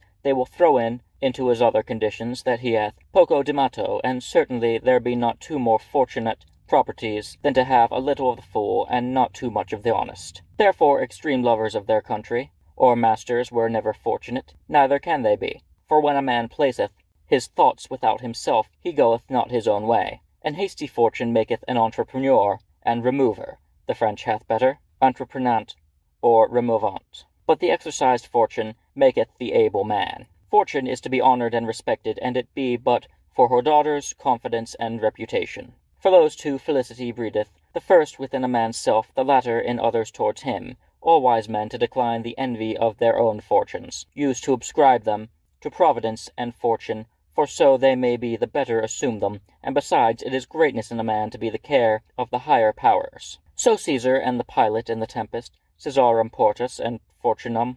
So Sylla chose the name of Felix and not of Magnus, and it hath been noted that those that ascribe openly too much to their own wisdom and policy end infortunate. It is written that Timotheus, the Athenian, after he had in the account gave to the state of his government, often interlaced his speech, and in this fortune had no part, never prospered in anything he undertook afterwards. Certainly there be whose fortunes are like Homer's verses, that have a slide and easiness, more than the verses of other poets, as Plutarch saith of Timoleon's fortune, in respect of that of Agesilaus, or Epaminondas, and that this should be, no doubt it is much in a man's self. The Essays of Francis Bacon of Friendship. It hath been hard for him that speaketh to have put more truth and untruth together in few words than in that speech. Whosoever is delighted in solitude is either a wild beast or a god. For it is most true that a natural and secret hatred and aversion toward society in any man hath somewhat of a savage beast. But it is most untrue that it should have any character at all of the divine nature, except it proceed not out of a pleasure in solitude, but out of a love and desire to sequester a man's self, or a higher conversation, such as is fond to have been falsely and feignedly in some of the heathens, as Epimenides the Candian, Numa the Roman, Empedocles the Sicilian, and Apollonius of Tyana, and truly and really in divers of the ancient hermits and holy fathers of the Church. But little do men perceive what solitude is, and how far it extendeth. For a crowd is not company, and faces are but a gallery of pictures, and talk is but a tinkling cymbal, where there is no love. The Latin adage meeteth with it a little, magna civitas, magna solitudo, because in the great town friends are scattered, so that there is not that fellowship, for the most part, which is in less neighborhoods. But we may go further, and affirm most truly, that it is a mere and miserable solitude to want true friends, without which the world is but a wilderness. And even in this sense also of solitude, whosoever in the frame of his nature and affections is unfit for friendship, he taketh it of the beast, and not from humanity. A principal fruit of friendship is the ease and discharge of the fullness and swellings of the heart, which passions of all kinds do cause and induce. We know diseases of stoppings and suffocations are the most dangerous in the body, and it is not much otherwise in the mind. You may take sarza to open the liver, steel to open the spleen, flour of sulphur for the lungs, castoreum for the brain, but no receipt openeth the heart but a true friend, to whom you may impart griefs, joys, fears, hopes, suspicions, counsels, and whatsoever lieth upon the heart, to oppress it, in a kind of civil shrift or confession. It is a strange thing to observe how high a rate great kings and monarchs do set upon this fruit of friendship whereof we speak, so great as they purchase it many times at the hazard of their own safety and greatness. For princes, in regard of the distance of their fortune from that of their subjects and servants, cannot gather this fruit, except to make themselves capable thereof. They raise some persons to be, as it were, companions, and almost equals to themselves, which many times sorteth to inconvenience. The modern languages give unto such persons the name of favourites, or privados, as if it were a matter of grace or conversation. But the Roman name attaineth the true use and cause thereof, naming them participes curarum, for it is that which tieth the knot. And we see plainly that this hath been done, not by weak and passionate princes only, but by the wisest and most politic that ever reigned, who have ofttimes joined themselves some of their servants, whom both themselves have called friends, and allowed others likewise to call them in the same manner, using the word which is received between private men.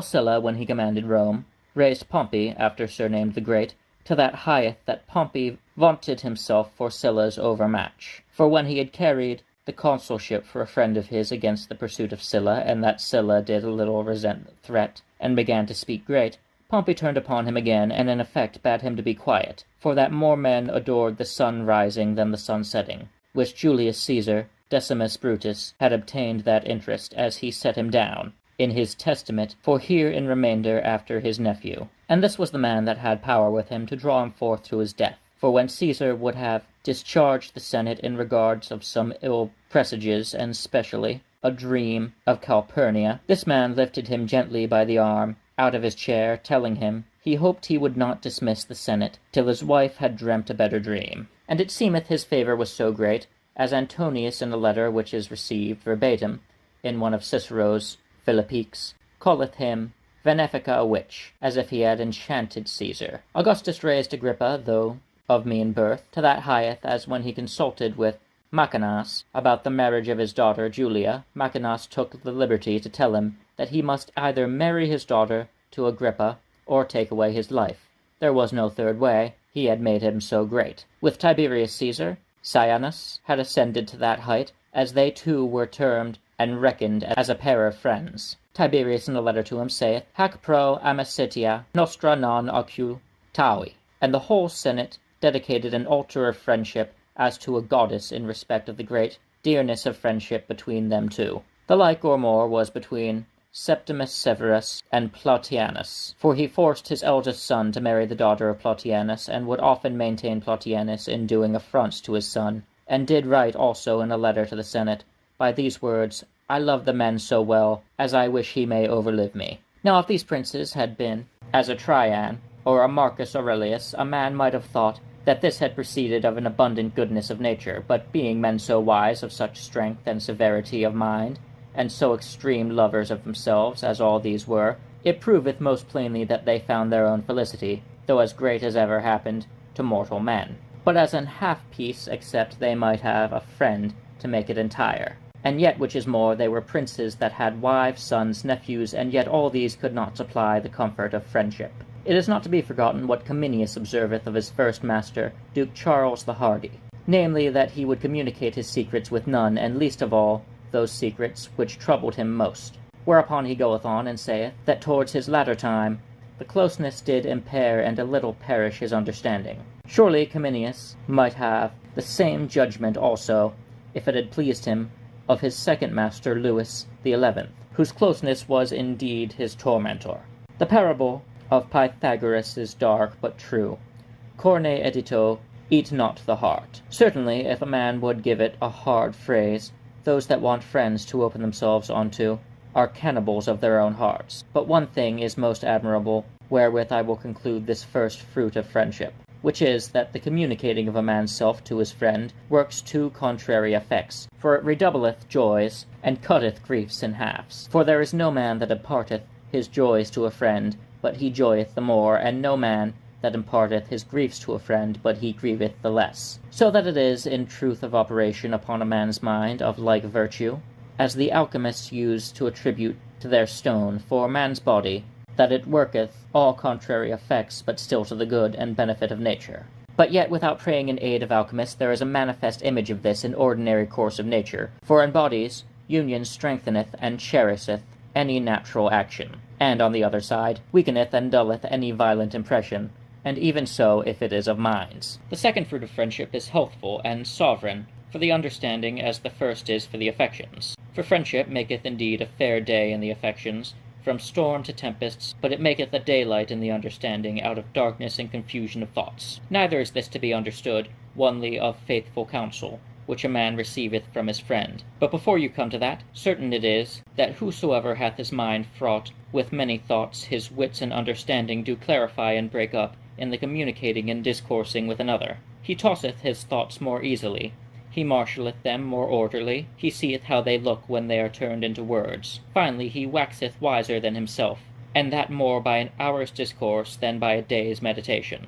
It was well said by Themistocles to the king of Persia, that speech was like cloth of arras opened and put abroad, whereby the imagery doth appear in fiction, whereas in thoughts they lie but as in packs. Neither is the second fruit of friendship in opening the understanding restrained only to such friends as are able to give a man counsel, they indeed are best. But even without that, a man learneth of himself, and bringeth his own thoughts to light, and whetteth his wits, as against a stone, which itself cuts not. In a word, a man were better relate himself to a statua, or picture, than to suffer his thoughts to pass in smother.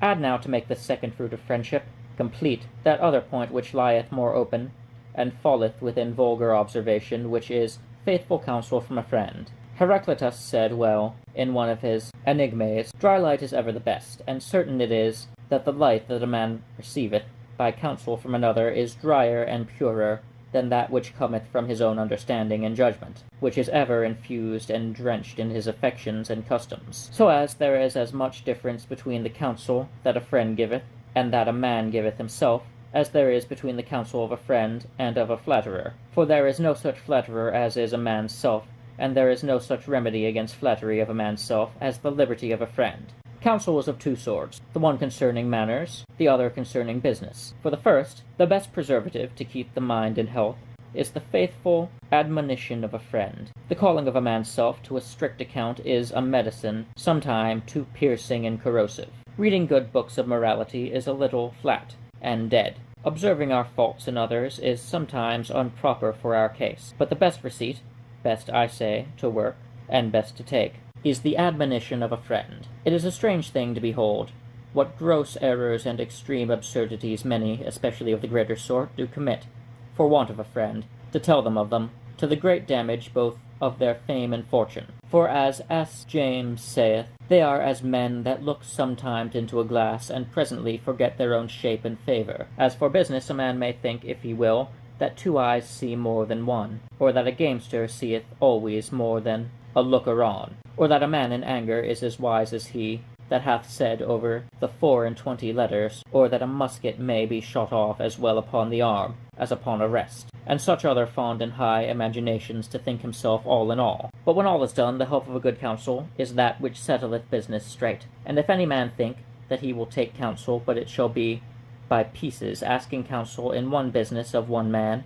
and in another business of another man, it is well, that is to say, better perhaps than if he asked none at all. But he runneth two dangers. One, that he shall not be faithfully counselled, for it is a rare thing, except it be from a perfect and entire friend, to have counsel given, but such as shall be bowed and crooked to some ends, which he hath that giveth it. The other, that he shall have counsel given hurtful and unsafe, though with good meaning, and mixed partly of mischief and partly of remedy, even as if you would call a physician that is thought good for the cure of the disease you complain of, but is unacquainted with your body, and therefore may put you in way for a present cure, but overthroweth your health in some other kind, and so cure the disease and kill the patient. But a friend that is wholly acquainted with a man's estate will beware, by furthering any present business, how he dasheth upon other inconvenience, and therefore rest not upon scattered counsels. They will rather distract and mislead than settle and direct. After these two noble fruits of friendship, peace in the affection and support of the judgment, followeth the last fruit, which is like the pomegranate, full of many kernels. I mean aid, the bearing a part in all actions and occasions. Here the best way to represent to life the manifold use of friendship is to cast and see how many things there are which a man cannot do himself, and then it will appear that it was a sparing speech of all ancients to say that a friend is another himself. For that a friend is far more than himself.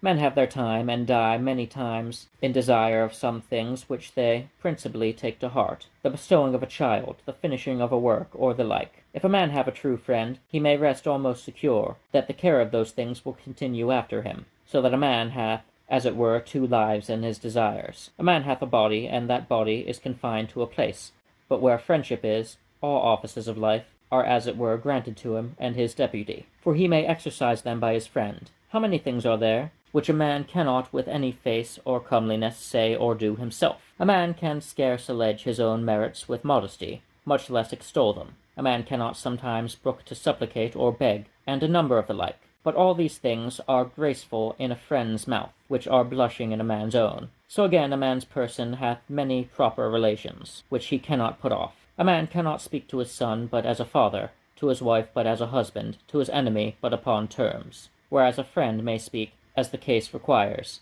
and not as it sorteth with the person. But to enumerate these things were endless. I have given the rule where a man cannot fitly play his own part. If he have not a friend, he may quit the stage. The Essays of Francis Bacon, of Goodness and Goodness of Nature. I take goodness in this sense, the effecting of the weal of men, which is that the Grecians call philanthropia, and the word humanity, as it is used, is little too light to express it. Goodness I call the habit, and goodness of nature the inclination. This of all virtues and dignities of the mind is the greatest, being the character of the deity, and without it man is a bruised, mischievous, wretched thing, no better than a kind of vermin. Goodness answers to the theological virtue charity, and admits no excuse but error. The desire of power in excess caused the angels to fall, the desire of knowledge in excess caused man to fall, but in charity there is no excess. Neither can angel or man come to danger by it. The inclination to goodness is imprinted deeply in the nature of man, insomuch that if it issue not towards men, it will take unto other living creatures, as it is seen in the Turks, a cruel people who nevertheless are kind to beasts and give alms to dogs and birds, insomuch as Buspetius reporteth. A Christian boy in Constantinople had like to have been stoned, for gagging in a waggishness, a long-billed foal. Errors indeed in this virtue of goodness or charity may be committed. The Italians have an ungracious proverb, Tanto buon che val, niente, so good that he is good for nothing, and one of the doctors of Italy, Nicholas Machiavel, had the confidence to put in writing, almost in plain terms, that the Christian faith had given up good men in prey to those that are tyrannical and unjust. When he spake, for indeed there was never law or sect or opinion did so much magnify goodness as the Christian religion doth. Therefore, to avoid the scandal and the danger in both, it is good to take knowledge of the errors of a habit so excellent. Seek the good of other men, but be not in bondage to their faces or fancies, for that is but facility or softness which taketh an honest mind prisoner. Neither give thou Aesop's cock a gem, who would be better pleased and happier if he had a barley corn. The example of God teacheth the lesson truly. He sendeth his rain, and maketh his sun to shine upon the just and unjust. But he doth not rain wealth, or shine honour, or virtues upon men equally. Common beliefs are to be communicate with all, but peculiar beliefs with choice. And beware how in making the portraiture thou breakest the pattern. For divinity maketh the love of ourselves the pattern, the love of our neighbours but the portraiture. Sell all thou hast, and give it to the poor, and follow me, but sell not all thou hast, except thou come and follow me. That is, except thou have a vocation, wherein thou mayst do as much good with little means as with great. For otherwise, in feeding the streams, thou driest the fountain. Neither is there only a habit of goodness directed by right reason, but there is, in some men, even in nature, a disposition towards it, as on the other side. There is a natural malignity. For there be that in their nature do not affect the good of others. The lighter sort of malignity turneth but to a crossness, or forwardness, or aptness to oppose, or difficileness, or the like. But the deeper sort to envy and mere mischief. Such men in other men's calamities are, as it were, in season, and are ever on the loading part, not so good as the dogs that licked Lazarus' sores, but like flies that are still buzzing upon anything that is raw. Misanthropy that make it their practice to bring good men to the bough, and yet have never a tree for the purpose in their gardens, as Timon had.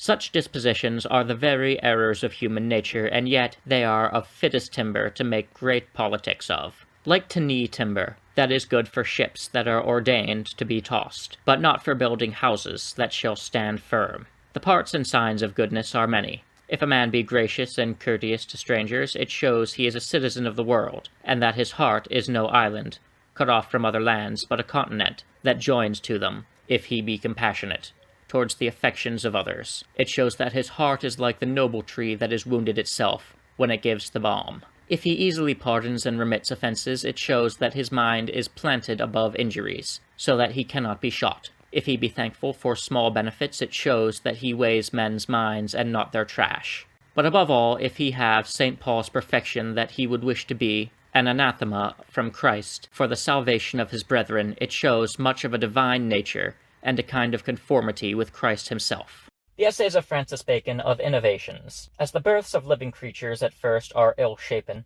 so are the innovations which are the births of time. Yet notwithstanding, as those that first bring honour into their family are commonly more worthy than most that succeed, so the first president, if it be good, is seldom attained by imitation. For ill to man's nature, as it stands perverted, hath a natural motion strongest in continuance, but good as a forced motion strongest at first. Surely every medicine is an innovation, and he that will not apply new remedies must expect new evils. For time is the greatest innovator, and if time, of course, alter things to the worse, and wisdom and counsel shall not alter them to the better, what shall be the end? It is true that what is settled by custom thought it to be not good, yet at least it is fit, and those things which have long gone together are as it were confederate within themselves, whereas new things piece not so well. But though they help by their utility, yet they trouble by their inconformity. Besides, they are like strangers, more admired and less favoured. And this is true if time stood still, which contrariwise moveth so round, that a forward retention of custom is as turbulent a thing as an innovation. And they that reverence too much on old times are but a scorn to the new.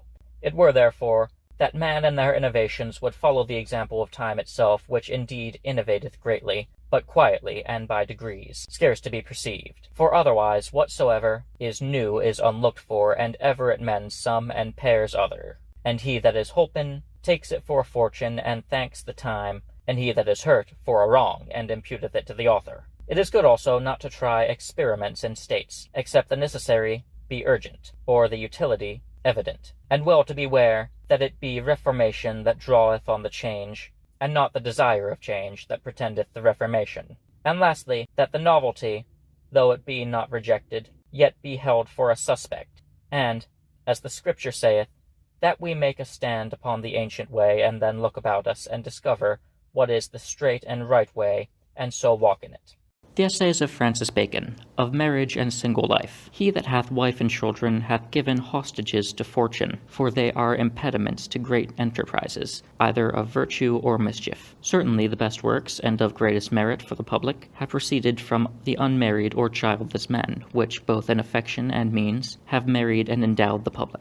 Yet it were great reason that those that have children should have greatest care of future times, unto which they know they must transmit their dearest pledges. Some there are who, though they lead a single life, yet their thoughts do end with themselves, and account future times impertinences. Nay, there are some other that account wife and children but as bills of charges. Nay more, there are some foolish rich courteous men that take a pride in having no children, because they may be thought so much the richer. For perhaps they have heard some talk, such a one is a great rich man, and another accept to it, yea, but he hath a great charge of children, as if it were an abatement to his riches. But the most ordinary cause of a single life is liberty, especially in certain self-pleasing and humorous minds, which are so sensible of every restraint, as they will go near, to think their girdles and garters to be bonds and shackles. Unmarried men are best friends, best masters, best servants, and not always best subjects, for they are light to run away, and almost all fugitives are of that condition.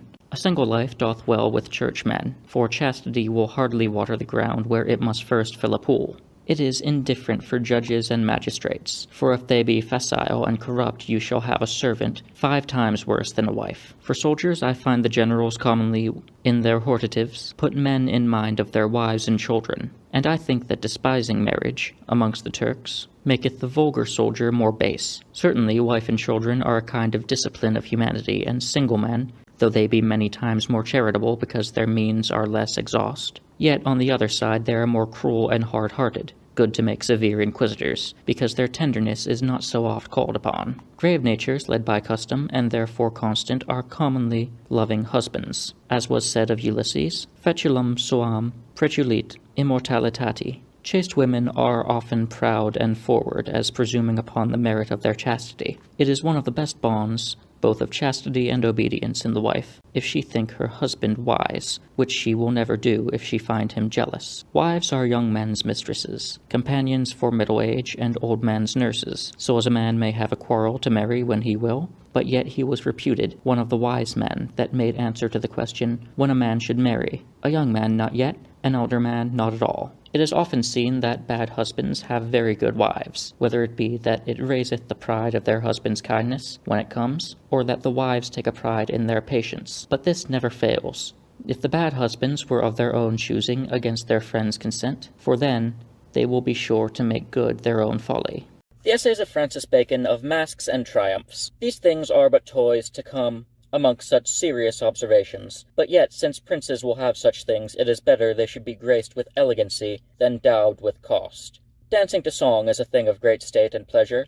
I understand it that the song be in choir, placed aloft and accompanied with some broken music, and the ditty fitted to the device. Acting in song, especially in dialogues, hath an extreme good grace. I say acting, not dancing, for that is a mean and vulgar thing, and the voices of dialogue would be strong and manly, a bass and tenor, no treble, and the ditty high and tragical, not nice or dainty. Several choirs played once over against each other, and taking the voice by catches, anthem-wise, give great pleasure. Turning dances into figure is a childish curiosity, and generally let it be noted that those things which I here set down are such as to naturally take the sense and not respect petty wonderments. It is true, the altercations of scenes, so it be quietly, and without noise, are things of great beauty and pleasure, for they feed and relieve the eye, before it be full of the same object. Let the scenes abound with light, specially colored and varied, and let masks or any other that are to come down from the scene have some motions upon the scene itself, before their coming down, for it draws the eye strangely,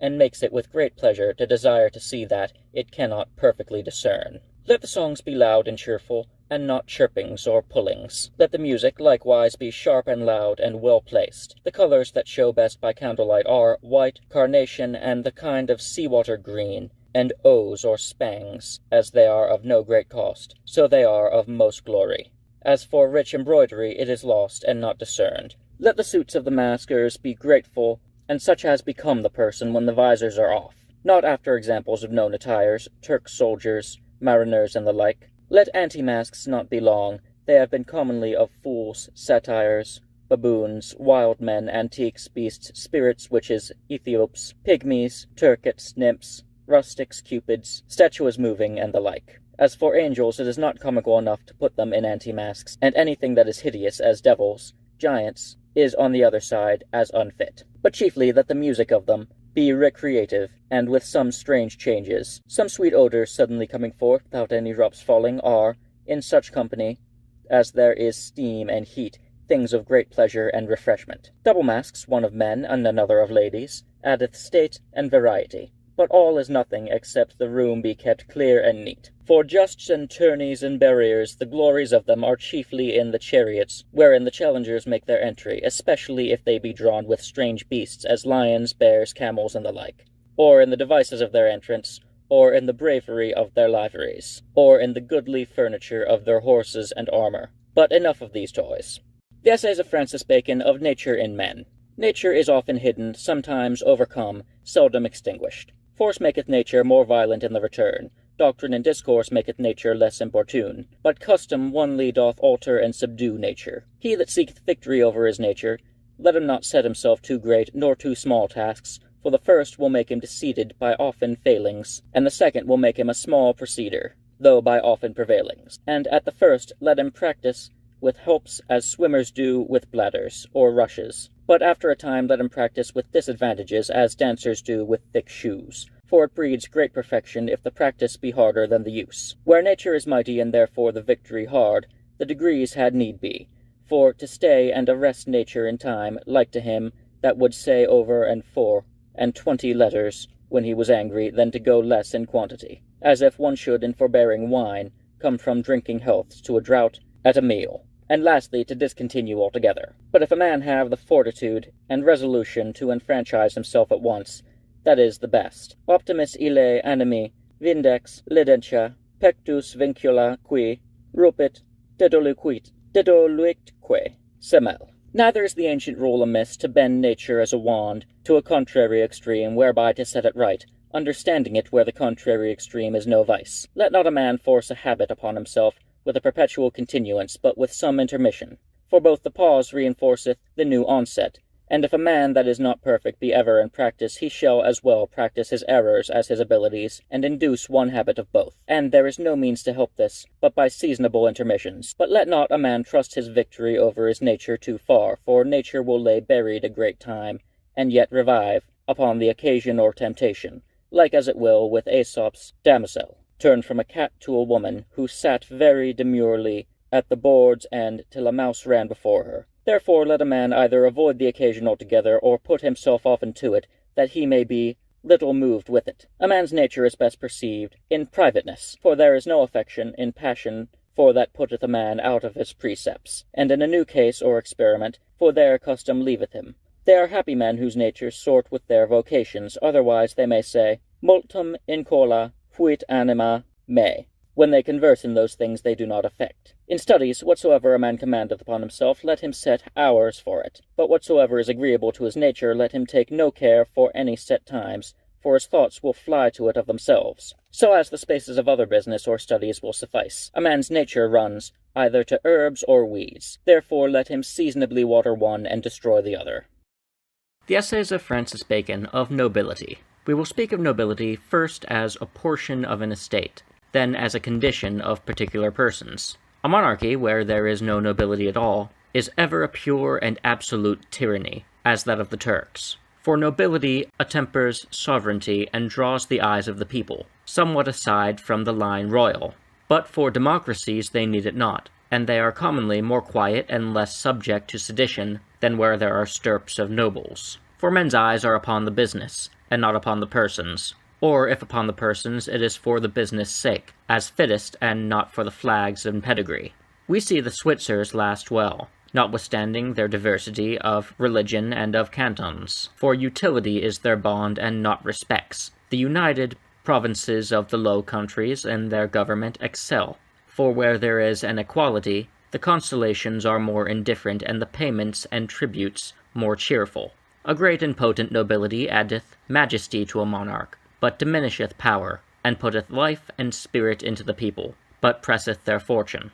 It is well when nobles are not too great for sovereignty, not for justice, and yet maintained in that height, as the insolence of inferiors may be broken upon them, before it come on too fast upon the majesty of kings. A numerous nobility causeth poverty and inconvenience in a state, for it is a surcharge of the expense, and besides it being of necessity, that many of the nobility fall in time to be weak in fortune. It maketh a kind of disproportion between honour and means. As for nobility in particular persons, it is a reverend thing to see an ancient castle or building not in decay, or to see a fair timber tree sound and perfect. How much more to behold an ancient noble family which hath stood against the waves and weathers of time. For new nobility is but the act of power, but ancient nobility is the act of time. Those that are first raised to nobility are commonly more virtuous, but less innocent, than their descendants, for there is rarely any rising, but by a commixture of good and evil arts. But it is reason the memory of their virtues remain to their posterity, and their faults die with themselves. Nobility of birth commonly abateth industry, and he that is not industrious envieth him that is. Besides, noble persons cannot go much higher, and he that standeth at a stay when others rise can hardly avoid motions of envy. On the other side, nobility extinguisheth the passive envy from others towards them, because they are in possession of honour. Certainly, kings that have able men of their nobility shall find ease in employing them, and a better slide into their business, for people naturally bend to them, as born in some sort to command. The Essays of Francis Bacon, of Parents and Children. The joys of parents are secret, and so are their griefs and fears. They cannot utter the one, nor will they not utter the other. Children sweeten labors, but they make misfortunes more bitter. They increase the cares of life, but they mitigate the remembrance of death. The perpetuity by generation is common to beasts, but memory, merit, and noble works are proper to men, and surely a man will see the noblest works and foundations have proceeded from childless men, which have sought to express the images of their minds, where those of their bodies have failed. So the care of posterity is more in them that they have no posterity, that they are the first raisers of their houses, are most indulgent towards their children, beholding them as the continuance not only of their kind but of their work, and so both children and creatures. The difference in affection of parents towards their several children is many times unequal and sometimes unworthy, especially in the mother, as Solomon saith, "A wise son rejoiceth the father, but an ungracious son shames the mother." A man shall see where there is a house full of children, one or two of the eldest respected, and the youngest made wantons, but in the midst some that are, as it were, forgotten, who, many times, nevertheless prove the best. The illiberality of parents in allowance towards their children is a harmful error, makes them base, acquaints them with shifts, makes them sort with mean company, and makes them surfeit more, when they come to plenty. And therefore the proof is best. When men keep their authority towards their children, but not their purse. Men have a foolish manner, both parents and schoolmasters and servants, in creating and breeding an emulation between brothers during childhood, which many times sorteth to discord, when they are men, and disturbeth families. The Italians make little difference between children and nephews, or near kinsfolks, but so they be of the lump, they care not, though they pass not through their own body. And to say truth in nature is much like a matter, in so much that we see a nephew sometimes resembleth an uncle or a kinsman, more than his own parent, as the blood happens. Let parents choose betimes the vocations and courses they mean their children should take, for then they are most flexible, and let them not too much apply themselves to the disposition of their children, as thinking they will take best to that which they have most mind to. It is true that if the affection or aptness of the children be extraordinary, then it is good, not to cross it, but generally the precept is good. Optimum elige suae facile illud faciet consuetudo. Younger brothers are commonly fortunate, but seldom or never where the elder are disinherited. The Essays of Francis Bacon of Plantations. Plantations are amongst ancient, primitive, and heroical works. When the world was young, it begat more children, but now it is old, it begets fewer. For I may justly account new plantations to be the children of former kingdoms. I like a plantation in a pure soil, that is, where people are not displanted, to the end, to plant in others, for else it is rather an extirpation than a plantation. Planting of countries is like planting of woods, for you must make account to less almost 20 years' profit, and expect your recompense in the end. For the principal thing that hath been the destruction of most plantations hath been the base and hasty drawing of profit in the first years. It is true, speedy profit is not to be neglected as far as may stand, with the good of the plantation, but no further. It is a shameful and unblessed thing to take the scum of people and wicked condemned men to be the people with whom you plant. And not only so, but it spoileth the plantation, for they will ever live like rogues, and not fall to work, but be lazy and do mischief, and spend victuals, and be quickly weary, and then certify over their country, to the discredit of the plantation. The people wherewith you plant ought to be gardeners, ploughmen, labourers, smiths, carpenters, joiners, fishermen, fowlers, and some few apothecaries, surgeons, cooks, and bakers. In a country of plantation, first look about what kind of victual the country yields of itself, to hand as chestnuts, walnuts, pineapples, olives, dates, plums, cherries, wild honey, and the like, and make use of them. Then consider what victual or esculent things there are which grow speedily and within the year, as parsnips, carrots, turnips, onions, radish, artichokes of Jerusalem, maize, and the like. For wheat, barley, and oats they ask too much labor, but with peas and beans you may begin, both because they ask less labor and because they serve for meat as well as for bread. And of rice likewise cometh a great increase, and it is a kind of meat. Above all, there ought to be brought store of biscuit,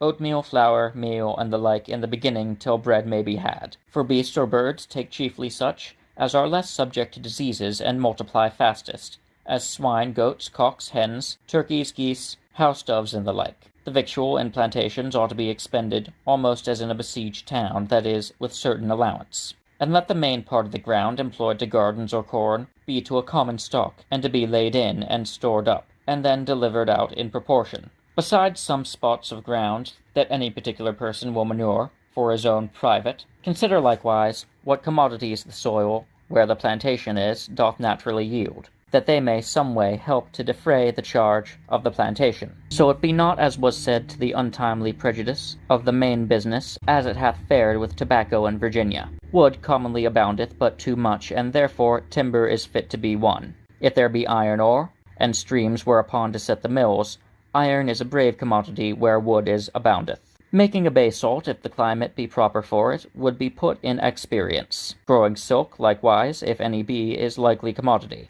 Pitch and tar, where store of firs and pines are, will not fail. So drugs and sweet woods, where they are, cannot but yield great profit. Soap ashes, likewise, and other things that may be thought of. But moil not too much under the ground, for the hope of a mines is very uncertain, and useth to make the planters lazy in other things. For government, let it be in the hands of one, assisted with some counsel, and let them have commission to exercise martial laws with some limitation. And above all, let men make that profit of being in the wilderness, as they have God always and his service before their eyes. Let not the government of the plantation depend upon too many counselors and undertakers in the country that planteth, but upon a temperate number and let those be rather noblemen and gentlemen than merchants, for they look ever to the present gain. Let there be freedoms from custom, till the plantation be of strength, and not only freedom from custom, but freedom to carry their commodities, where they may make their best of them, except there be some special cause of caution.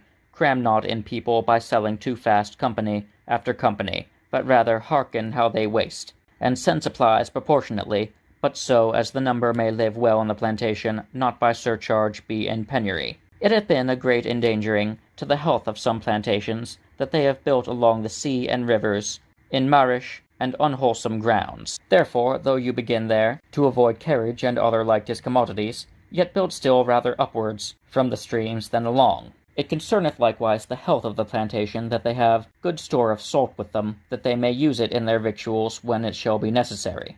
If you plant where savages are, do not only entertain them with trifles and gingles, but use them justly and graciously with sufficient guard nevertheless, and do not win their favor by helping them to invade their enemies, but for their defense if it is not amiss, and send oft of them over to the country that plants, that they may see a better condition than their own, and commend it when they return. When the plantation grows to strength, then it is time to plant with women as well as with men, that the plantation may spread into generations, and not be ever pieced from without. It is the sinfullest thing in the world to forsake or destitute a plantation once in forwardness, for besides the dishonor, it is the guiltiness of blood of many commiserable persons.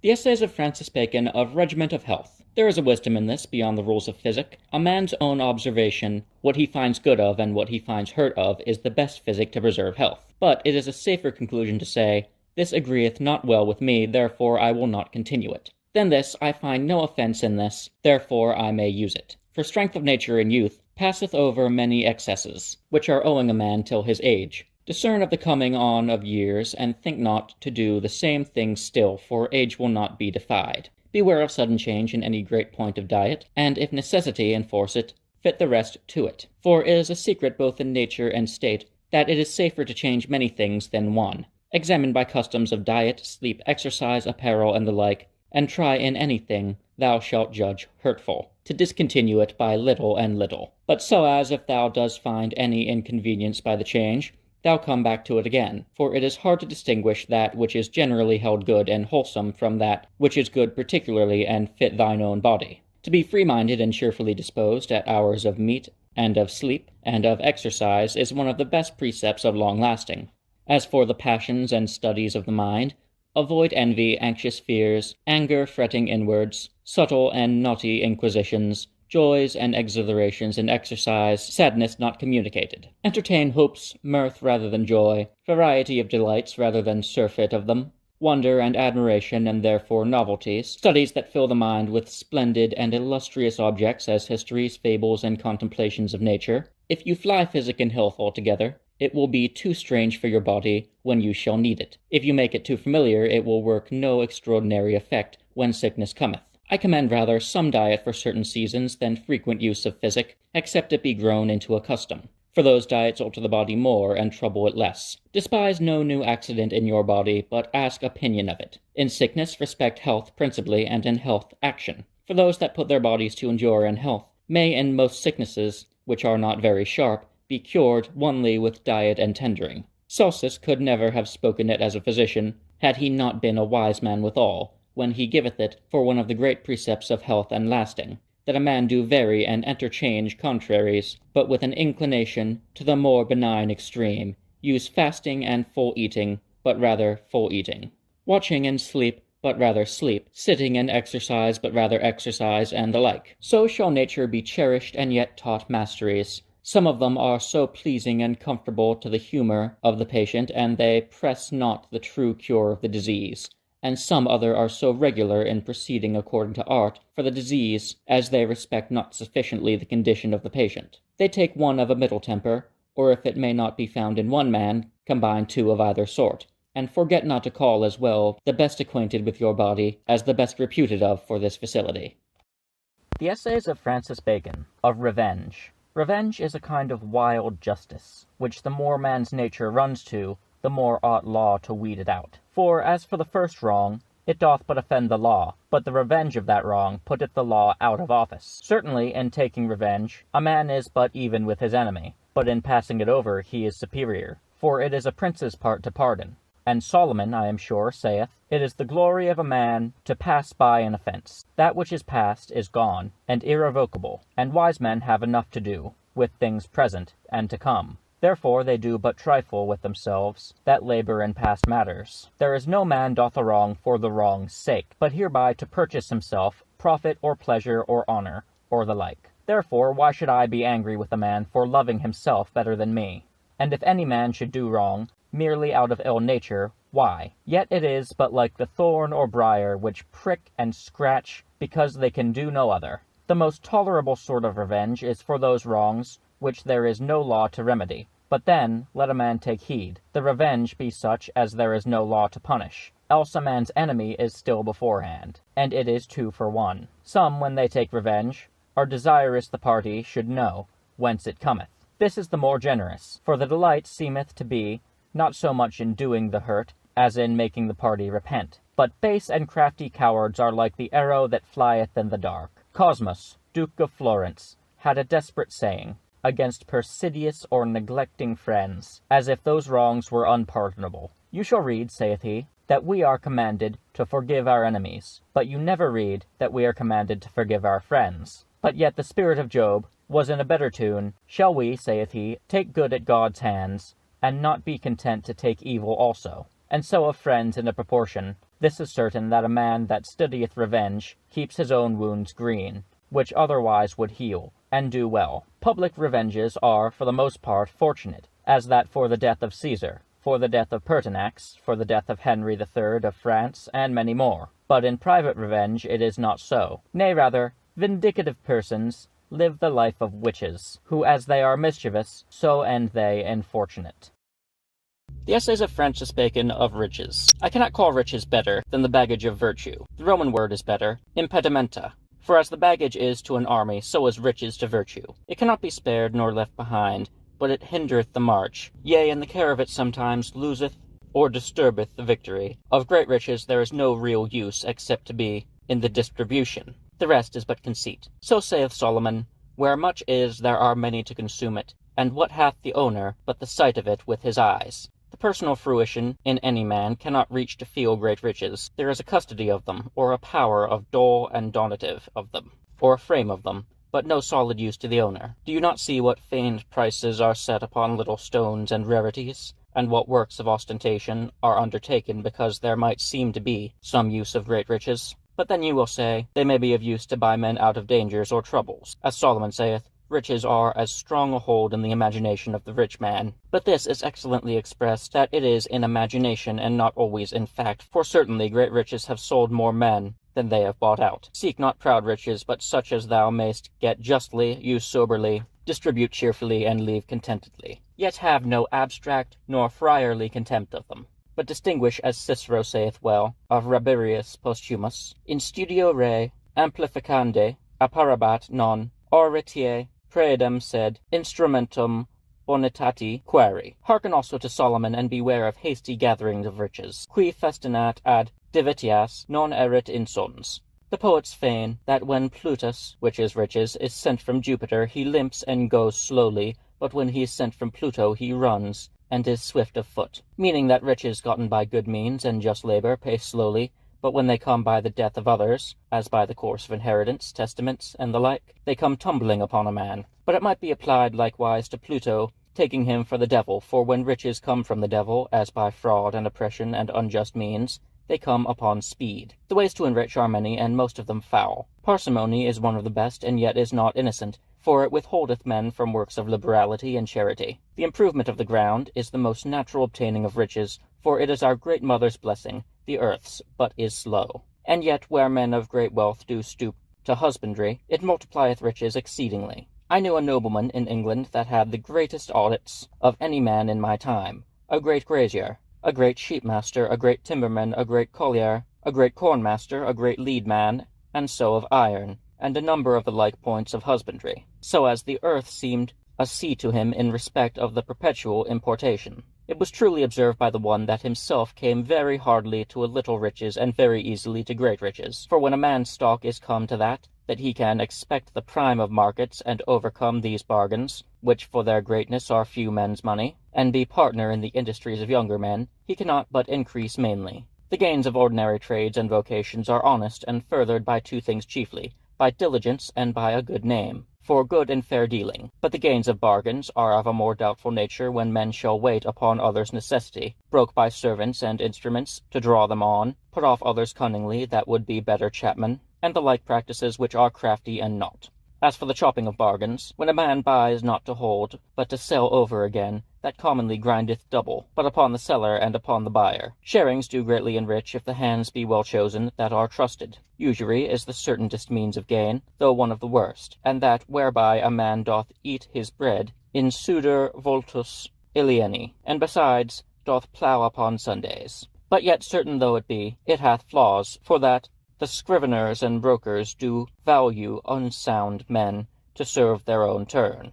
The fortune, in being the first in an invention or in privilege, doth cause sometimes a wonderful overgrowth in riches, as it was with the first sugarmen in the Canaries. Therefore, if a man can play the true logician, to have as well judgment as invention, he may do great matters, especially if the times be fit. He that resteth upon gains certain shall hardly grow to great riches, and he that puts all upon adventures doth oftentimes break and come to poverty. It is good therefore to guard adventures with certainties that may uphold losses. Monopolies and comptions of wares for resale, where they are not restrained, are great means to enrich, especially if the party have intelligence, what things are like to come into request, and so store himself beforehand. Riches gotten by service, though it be of the best rise, yet when they are gotten by flattery, feeding humours, and other servile conditions, they may be placed amongst the worst. As for fishing for testaments and executorships, as Tacitus saith of Seneca, testamenta et orbos, tanquam indagine capi. It is yet worse by how much men submit themselves to meaner persons than in service.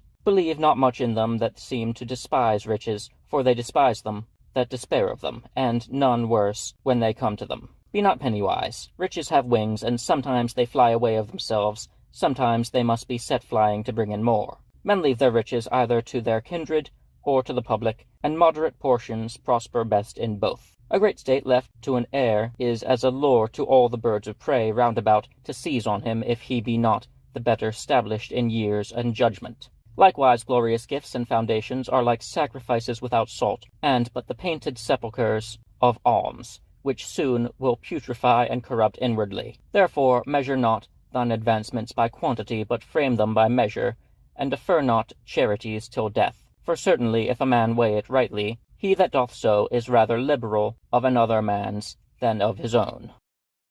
The Essays of Francis Bacon, of Seeming Wise. It hath been an opinion that the French are wiser than they seem, and the Spaniards seem wiser than they are. But howsoever it be between nations, certainly it is so between man and man. For as the Apostle saith of godliness, having a show of godliness, but denying the power thereof, so certainly there are in points of wisdom and sufficiency that do nothing or little very solemnly. Magno conatu nugas. It is a ridiculous thing, and fit for a satire, to persons of judgment to see what shifts these formalists have, and what perspectives to make superficies to seem body that hath depth and bulk.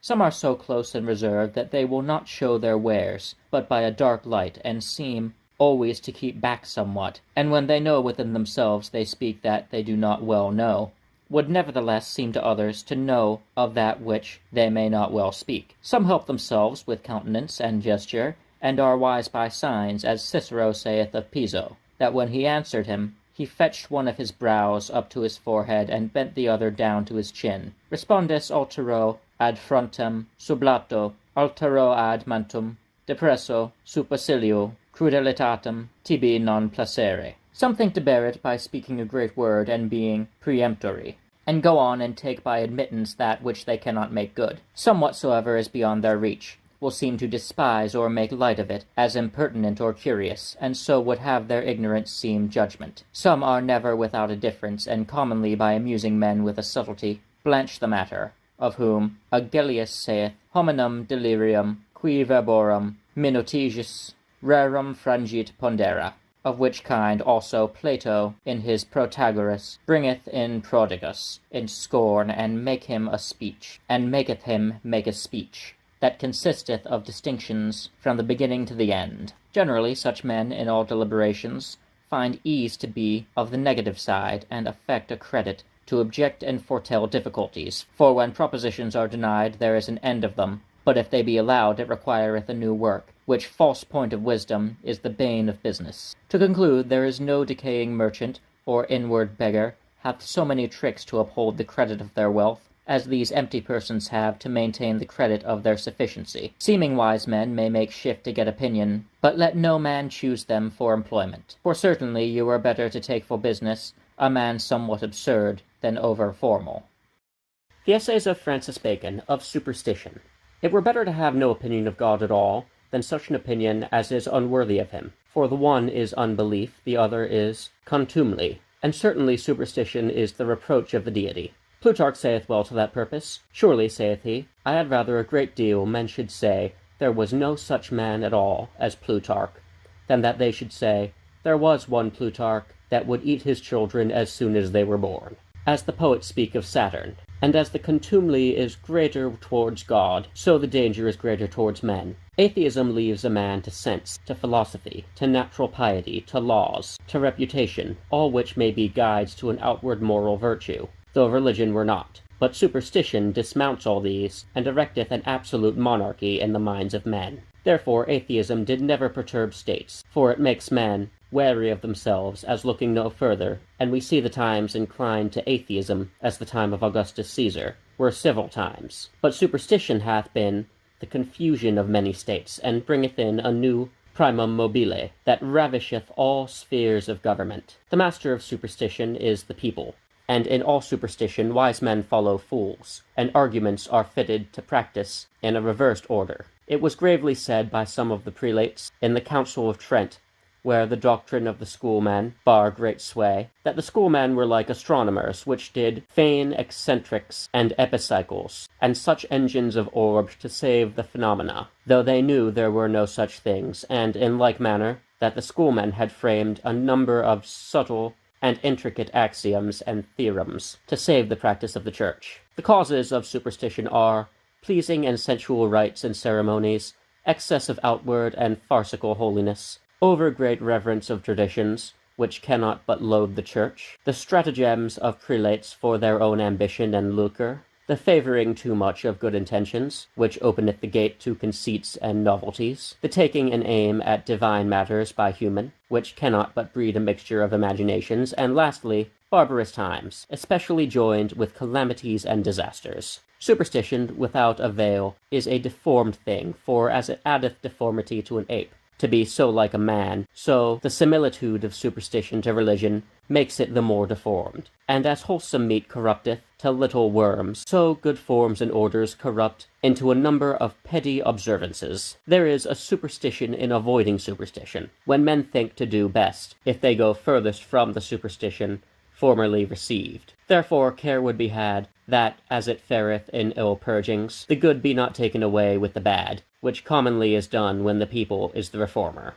The Essays of Francis Bacon, of Suspicion. Suspicions amongst thoughts are like bats amongst birds, they ever fly by twilight. Certainly they are to be repressed, or, at the least, well guarded, for they cloud the mind, they less friends, and they check with business, whereby business cannot go on currently and constantly. They dispose kings to tyranny, husbands to jealousy, wise men to irresolution and melancholy. They are defects not in the heart but in the brain, for they take place in the stoutest of natures. As in the example of Henry VII of England, there was not a more suspicious man, nor a more stout. And in such a composition they do small hurt, for commonly they are not admitted but with examination, whether they be likely or no. But in fearful natures they gain ground too fast. There is nothing makes a man suspect much more than to know little, and therefore men should remedy suspicion by procuring to know more, and not to keep their suspicions in smother. What would men have? Do they think those they employ and deal with are saints? Do they not think they will have their own ends and be truer to themselves than to them? Therefore there is no better way to moderate suspicions than to account upon such suspicions as true, and yet to bridle them as false. For so fair a man ought to make use of suspicions, as to provide as if that should be true, that he suspects, yet it may do him no hurt. Suspicions, that the middle of itself gathers, are but buzzes, but suspicions that are artificially nourished and put into man's hands by the tales and whisperings of others have stings. Certainly the best mean to clear the way in the same wood of suspicions is frankly to communicate them with the party that he suspects, for thereby he shall be sure to know more of the truth of them than he did before, and withal shall make the party more circumspect not to give further cause of suspicion. But this would not be done to men of base natures, for they, if they find themselves once suspected, will never be true. The Italian says, sospetto licentia fede, as if suspicion did give a passport to faith, but it ought rather to kindle it to discharge itself. The Essays of Francis Bacon of the True Greatness of Kingdoms and Estates. The speech of Themistocles, the Athenian, which was haughty and arrogant in taking so much to himself, had been a grave and wise observation and censure applied at large to others. Desired at a feast to touch a lute, he said, he could not fiddle, but yet he could make a small town a great city. These words, holpen a little with the metaphor, may express two differing abilities in those that deal in business of estate. For if a true survey be taken of counsellors and statesmen, there may be found, though rarely, those which can make a small state great and yet cannot fiddle. As on the other side, there will be found a great many that can fiddle very cunningly, but yet are so far from being able to make a small state great, as their gift lieth the other way, to bring a great and flourishing state to ruin and decay. And certainly those degenerate arts and shifts whereby many counsellors and governors gain both favour with their masters and estimation with the vulgar, deserve no better name than fiddling, being things rather pleasing for the time, and graceful to themselves only, than tending to the weal and advancement of the state, which they serve. There are also, no doubt, counsellors and governors which may be held sufficient, nicotis pares, able to manage affairs and keep them from precipices and manifest inconveniences, which nevertheless are far from the ability to raise and amplify an estate in power, means, and fortune. But be the workmen what they may be, let us speak of the work, that is, the true greatness of the kingdoms and estates, and the means thereof. An argument fit for the great and mighty princes to have in their hand, to the end that neither by over-measuring their forces they less themselves in vain enterprises, nor on the other side by undervaluing them they descend to fearful and pusillanimous counsels. The greatness of an estate in bulk and territory doth fall under measure, and the greatness of finances and revenue doth fall under computation. The population may appear by musters, and the number and greatness of cities and towns by cards and maps. But yet there is not anything amongst civil affairs more subject to error than the right valuation and true judgment concerning the power and forces of an estate. The kingdom of heaven is compared not to any great kernel or nut, but to a grain of mustard seed, which is one of the least grains, but hath in it a property and spirit so hastily to get up and spread. So are there states great in territory, and yet not apt to enlarge or command, and some that have but a small dimension of stem, and yet apt to be the foundations of great monarchies. Walled towns, stored arsenals and armories, goodly races of horse, chariots of war, elephants, ordnance, artillery, and the like, all this is but a sheep in a lion's skin, except the breed and disposition of the people be stout and warlike. Nay, number itself in armies importeth not much, where the people is of weak courage, for, as Virgil saith, it never troubles a wolf how many the sheep be. The army of the Persians in the plains of Arbela was such a vast sea of people, and it did somewhat astonish the commanders in Alexander's army, who came to him therefore, and wished him to set upon them by night, but he answered he would not pilfer the victory, and the defeat was easy. When Tigranes the Armenian, being encamped upon a hill with 400,000, discovered the army of the Romans, being not above 14,000, marching towards him, he made himself merry with it, and said, Yonder men are too many for an ambassage, and too few for a fight. But before the sun set, he found them enough to give him the chase with infinite slaughter. Many are the examples of the great odds between number and courage, so that a man may truly make a judgment that the principal point of greatness in any state is to have a race of military men. Neither is money and sinews of war, as it is trivially said, where the sinews of men's arms in base and effeminate people are failing. For Solon said well to Crassus, where in ostentation he showed him his god, his gold, Sir, if any other man came that hath better iron than you, he will be master of all this gold. Therefore let any prince or state think soberly of his forces, except his militia of natives be of good and valiant soldiers, and let princes on the other side, that have subjects of martial disposition, know their own strength, unless they be otherwise wanting unto themselves. As for mercenary forces, which is the help in this case, all examples show that whatsoever a state or prince doth rest upon them, he may spread his feathers for a time, but he will mew them soon after.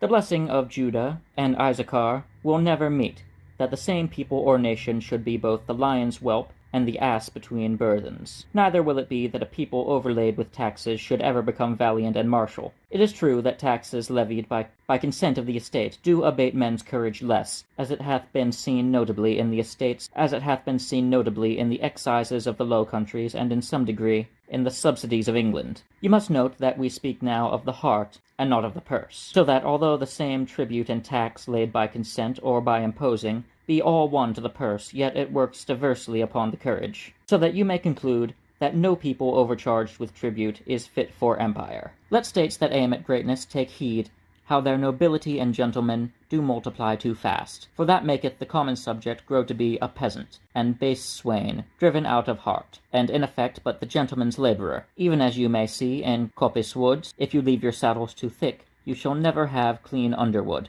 but shrubs and bushes. So in countries, if the gentlemen be too many, the commons will be base, and you will bring it to that not the 100 pole will be fit for a helmet, especially as to the infantry, which is the nerve of an army, and so there will be great population and little strength. This which I speak of hath been nowhere better seen than by comparing of England and France, whereof England, though far less in territory and population, hath been nevertheless an overmatch in regard. The middle people of England make for good soldiers, which the peasants of France do not. And herein the device of King Henry VII, whereof I have spoken largely in the history of his life, was profound and admirable in making farms and houses of husbandry of a standard that is maintained with such a proportion of land unto them as may breed a subject to live in the convenient plenty, and no servile condition, and to keep the plough in the hands of the owners, and not mere hirelings. And thus indeed you shall attain to Virgil's character, which he gives to ancient Italy. Terra potens armis atque ubre gelbe.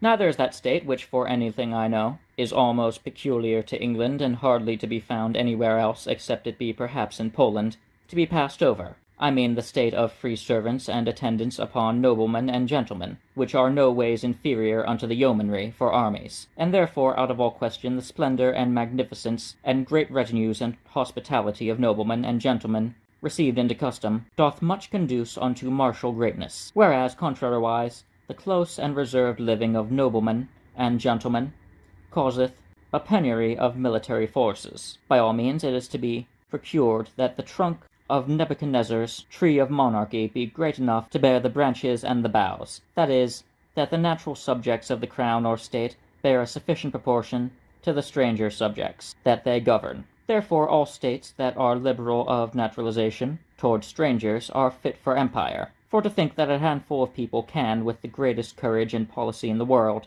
embrace too large extent of domination, it will hold for a time, but it will fail suddenly. The Spartans were a nice people in point of naturalization, whereby, while they kept their compass, they stood firm. But when they did spread, and their boughs were becomen too great for their stem, they became a windfall upon the sudden. Never any state was, in this point, so open to receive strangers into their body as were the Romans. Therefore it sorted with them accordingly, for they grew to the greatest monarchy. Their manner was, to grant naturalization, which they called it jus civitatis, and to grant it in the highest degree, that is, not only jus commerci, jus connubi, jus hereditas, but also jus suffragi, and jus honorum, and this not to singular persons alone, but likewise to whole families, yea, to cities, and sometimes to nations. Add to this their custom of plantation of colonies, whereby the Roman plant was removed into the soil of other nations, and putting both constitutions together, you will say that it was not the Romans that spread upon the world, but it was the world that spread upon the Romans, and that was the sure way of greatness. I have marvelled sometimes at Spain, how they clasp and contain so large dominions with so few natural Spaniards, but sure, the whole compass of Spain is a very great body of a tree, far above Rome and Sparta at first. And besides, though they have not had that usage to naturalize liberty, yet they have that which is next to it, that is, to employ almost indifferently all nations in their militia of ordinary soldiers, yea, and sometimes in their highest commands. Nay, it seemeth at this instant that they are sensible of this want of natives, as by the pragmatical sanction now published appeareth. It is certain that sedentary and within-door arts, and delicate manufactures that require rather the finger than the arm, have in their nature a contrariety to a military disposition, and generally all warlike people are a little idle, and love danger better than the travel. Neither must they be too much broken of it, if they shall be preserved in vigor. Therefore it was great advantage in the ancient states of Sparta, Athens, Rome, and others, that they had use of slaves, which commonly did rid those manufactures. But that is abolished in greatest part by the Christian law. That which cometh nearest to it is to leave those arts chiefly to strangers, which for that purpose are the more easily to be received, and to contain the principal bulk of the vulgar natives within those three kinds, tillers of the ground, free servants, and handicraftsmen, of strong and manly arts, as smiths, masons, carpenters, etc., not reckoning professed soldiers. But above all, for empire and greatness, it importeth most that a nation do profess arms as their principal honor, study, and occupation. For the things which we formerly have spoken of are but habilitations towards arms. And what is habilitation without intention and act? Romulus, after his death, as they report or feign, sent a present to the Romans, that above all they should intend armies, and then they should prove the greatest empire of the world. The fabric of the state of Sparta was wholly, though not wisely, framed and composed to that scope and end. The Persians and Macedonians had it for a flash. The Gauls, Germans, Goths, Saxons, Normans, and others had it for a time. The Turks have it at this day, though in great declination. Of Christian Europe, they that have it are in effect only the Spaniards. But it is so plain that every man profiteth in that he most intendeth, that it needeth not be stood upon. It is enough to point at it, that no nation which doth not directly profess arms may look to have greatness fall into their mouths. And on the other side, it is a most certain oracle of time, that those states that continue long in that profession, as the Romans and Turks principally have done, do wonders. And those that have professed arms but for an age have notwithstanding commonly attained that greatness in that age, which maintained them long after, when their profession and exercise of arms hath grown to decay. Incident to this point is, for a state to have those laws or customs which may reach forth unto them, just occasions, as may be pretended, of war. For there is that justice imprinted in the nature of men, that they enter not upon wars whereof so many calamities do ensue, but upon some, at the least, specious grounds and quarrels. The Turk hath at hand, for cause of war, the propagation of his law or sect, a quarrel that he may always command. The Romans, though they esteemed the extending the limit of their empire to be great honor to their generals when it was done, yet they never rested upon that alone to begin a war. First, therefore, let nations that pretend to greatness have this, that they be sensible of wrongs either upon borders, merchants, or politic ministers, and that they sit not too long upon a provocation. Secondly, let them be pressed and ready to give aids and succors to their confederates, as it ever was with the Romans. Insomuch as if the confederate had leagues with divers other states, and upon invasion offered did implore their aid severally, yet the Romans would ever be the foremost, and leave it to none other to have that honor. As for the wars which were anciently made on the behalf of a kind of party or tacite conformity of a state, I do not see how they may be well justified, as when the Romans made a war for the liberty of Graecia, or when the Lacedaemonians and Athenians made wars to set up or pull down democracies and oligarchies, or when wars were made by foreigners under the pretense of justice or protection to deliver the subjects of others from tyranny and oppression, and the like. Let it suffice that no state expect to be great that is not awake upon any just occasion of arming. Nobody can be healthful without exercise, neither natural body nor politic, and certainly to a kingdom or state a just and honorable war is the true exercise. A civil war, indeed, is like the heat of a fever, but a foreign war is like the heat of exercise, and serveth to keep the body in health. For in a slothful peace both courages will effeminate and manners corrupt. But howsoever it be for happiness, without all question for greatness, it maketh to be still for the most part in arms, and the strength of a veteran army, though it be a chargeable business, always on the foot, is that which commonly giveth the law, or at least the reputation amongst all neighbour states, as may well be seen in Spain, which hath had in one part or other a veteran army almost continually, now by the space of 60 years. To be master of the sea is an abridgment of a monarchy. Cicero, writing to Atticus of Pompey, his preparation against Caesar, saith, Concilium Pompei plane Themistocleum est putat enim qui mari potitur rerum potiri, and without doubt Pompey had tired out Caesar, if upon vain confidence he had not left that way. We see the great effects of battles by sea. The battle of Actium decided the empire of the world. The battle of Lepanto arrested the greatness of the Turk. There be many examples where sea fights have been final to the war. But this is when princes or states have set up their rest upon the battles. But thus much is certain, that he that commands the sea is at great liberty and may take as much and as little of the war as he will, whereas those that be strongest by land are many times nevertheless in great straits. Surely at this day, with us of Europe, the vantage of strength at sea, which is one of the principal dowries of this kingdom of Great Britain, is great, both because most of the kingdoms of Europe are not merely inland, but girt with the sea, most part of their compass, and because the wealth of both Indies seems in great part but an accessory to the command of the seas. The wars of latter ages seem to be made in the dark in respect to glory and honor, which reflected upon men from the wars in the ancient time. There be now, for martial encouragement, some degrees and orders of chivalry, which nevertheless are conferred promiscuously upon soldiers and no soldiers, and some remembrance perhaps upon the scutcheon, and some hospitals for maimed soldiers, and such like things. But in ancient times the trophies erected upon the place of the victory, the funeral, laudatives, and monuments for those that died in the wars, the crowns and garlands personal, the style of emperor which the great kings of the world after borrowed, the triumphs of the generals upon their return, the great donatives and largesses upon disbanding of the armies, were things able to inflame all men's courages. But above all, that of the triumph amongst the Romans was not pageants or gaudery, but one of the wisest and noblest institutions that ever was. For it contained three things: honor to the general, riches to the treasury, out of the spoils, and donatives to the army. But that honor, perhaps, were not fit for monarchies, except it be in the person of the monarch himself, or his sons, as it came to pass in the times of the Roman emperors, who did impropriate the actual triumphs to themselves and their sons for such wars as they did achieve in person, and left only for wars achieved by subjects, some triumphal garments, and ensigns to the general. To conclude, no man can, by caretaking, as the Scripture saith, add a cubit to his stature in this little model of a man's body, but in the great frame of kingdoms and commonwealths. It is in the power of princes or estates to add amplitude and greatness to their kingdoms. For by introducing such ordinances, constitutions, and customs as we have now touched, they may sow greatness to their posterity and succession. But these things are commonly not observed, but left to take their chance.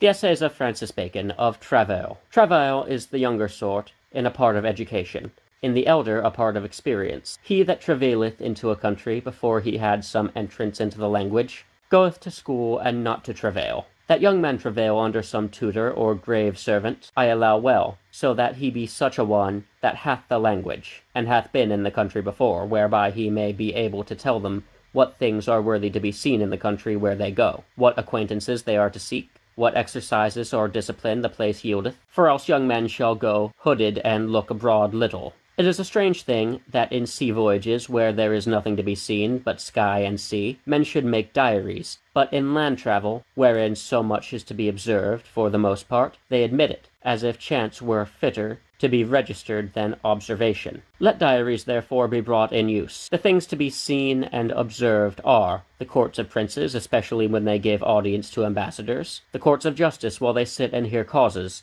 and so of consistories ecclesiastic, the churches and the monasteries with the monuments which are therein extant, the walls and fortifications of cities and towns, and so the havens and harbours, antiquities and ruins, libraries, colleges, disputations and lectures, where any are, shipping and navies, houses and gardens of state and pleasure, near great cities, armories, arsenals, magazines, exchanges, bourses, warehouses, exercises of horsemanship, fencing, training of soldiers, and the like, comedies such whereunto the better sort of persons do resort, treasuries of jewels and robes, cabinets and rarities, and to conclude whatsoever is memorable in the places where they go. After all which the tutors or servants ought to make diligent enquiry. As for triumphs, masques, feasts, weddings, funerals, capital executions, and such shows, men need not be put in mind of them. Yet are they not to be neglected. If you will have a young man to put his travel into a little room, and in short time to gather much, this you must do. First, as was said, he must have some entrance into the language before he goeth.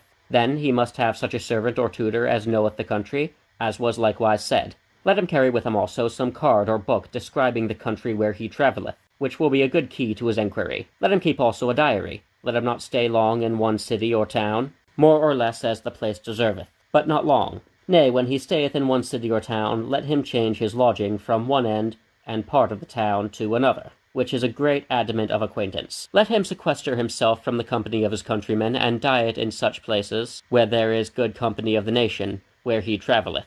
Let him, upon his removes from one place to another, procure recommendation to some person of quality residing in the place whither he removeth, that he may use his favour in those things he desireth to see or know. Thus he may abridge his travel with much profit. And for the acquaintance which is to be sought in travel, that which is most of all profitable is acquaintance with the secretaries and employed men of ambassadors, for so in travelling in one country he shall suck the experience of many. Let him also see and visit eminent persons in all kinds which are of great name abroad, that he may be able to tell how the life agreeth with the fame. For quarrels they are with care and discretion to be avoided. They are commonly for mistresses, healths, place, and words. And let a man beware how he keepeth company with choleric and quarrelsome persons, for they will engage him into their own quarrels. When a traveller returneth home, let him not leave the countries where he hath travelled altogether behind him, but maintain a correspondence by letters with those of his acquaintance, which are of most worth. And let his travel appear rather in his discourse than in his apparel,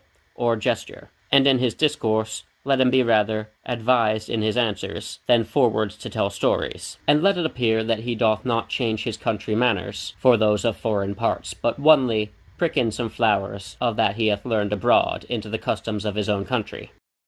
The Essays of Francis Bacon, of Unity in Religion.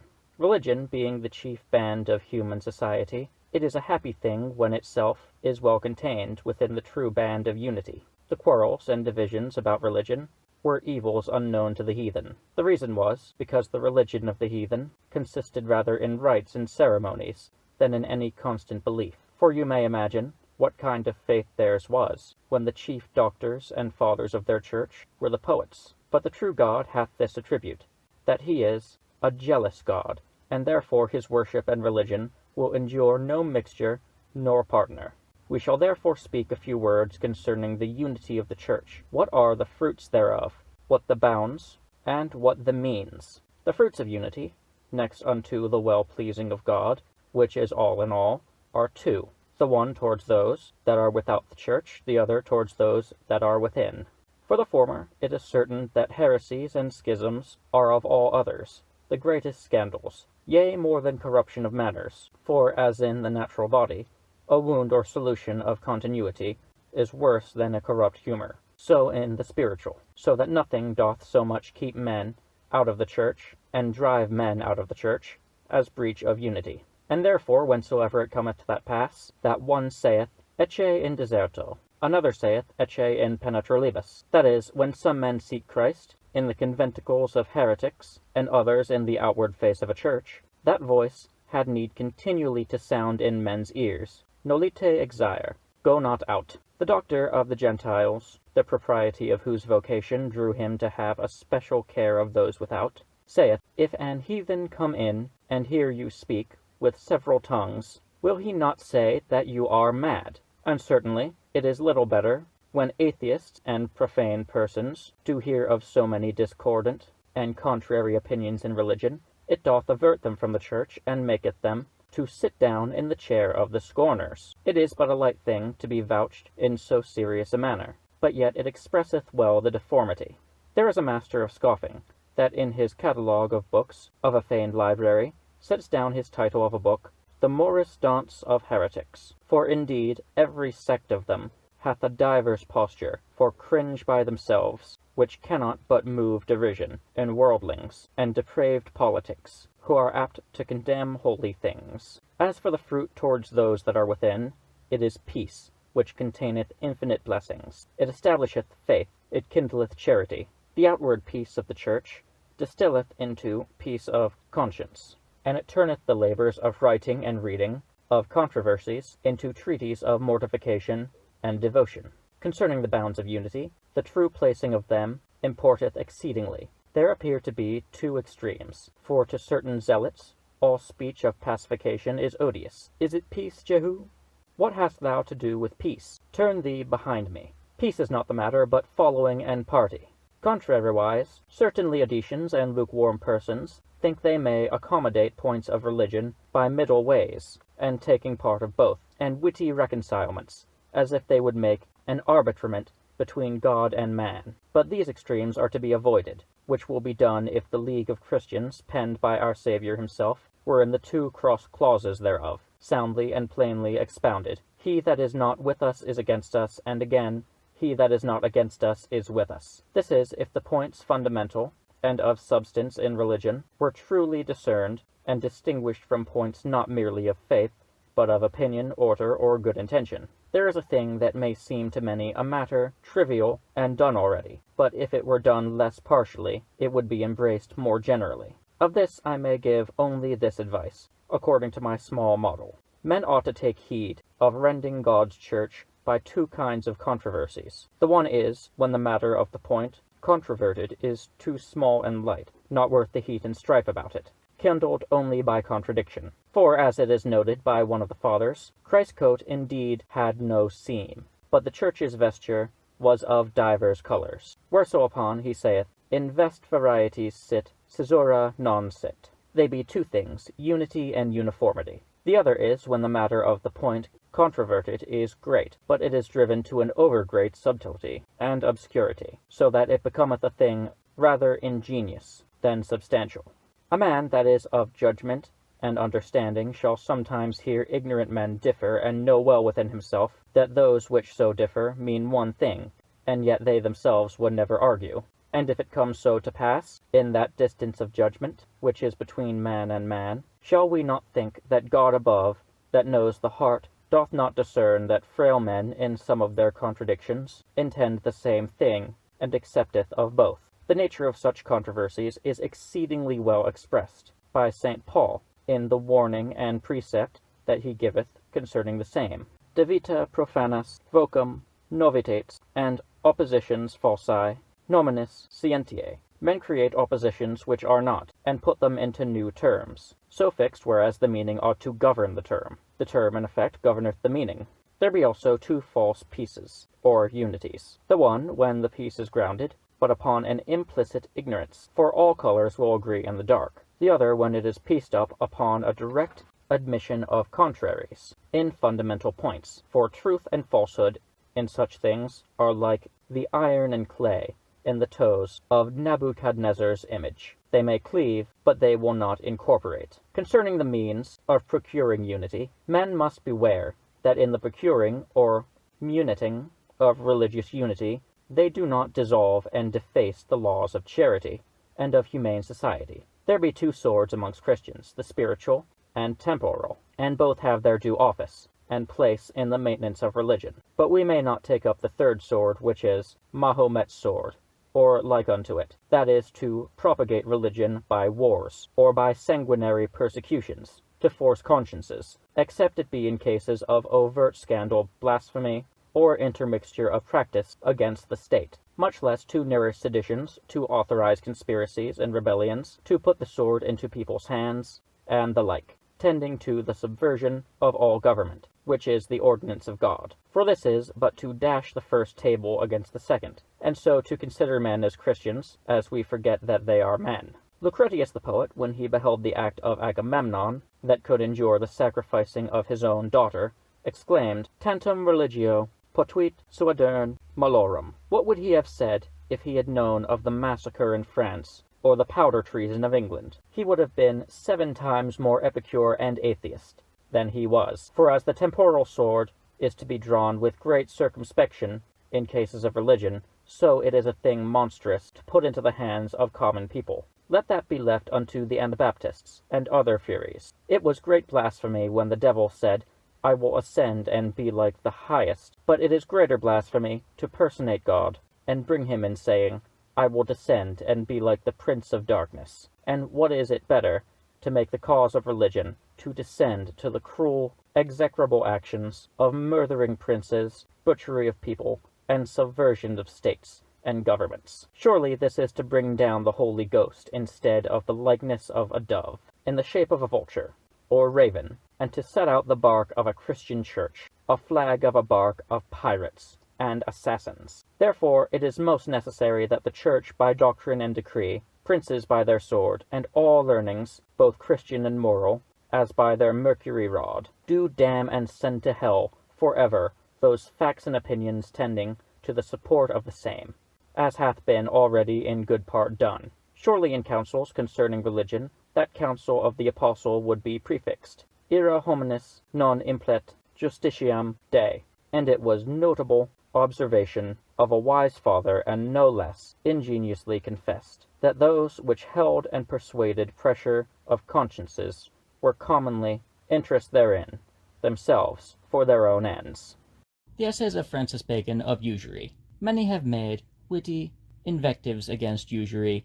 They say that it is pity, and devil should have God's part, which is the tithe, that the usurer is the greatest Sabbath breaker because his plough goeth every Sunday, that the usurer is the drone that Virgil speak of, Ignavum focos pecus a praecipiblus arcent, that the usurer breaketh the first law which is made for mankind after the fall, which was, in sudore voltus tui comedis panem tuum, not in sudore voltus alieni, that usurers should have orange tawny bonnets because they do Judaize, that it is against nature for money to beget money, and the like. I say this only, that usury is a concessum propter duritiam cordis.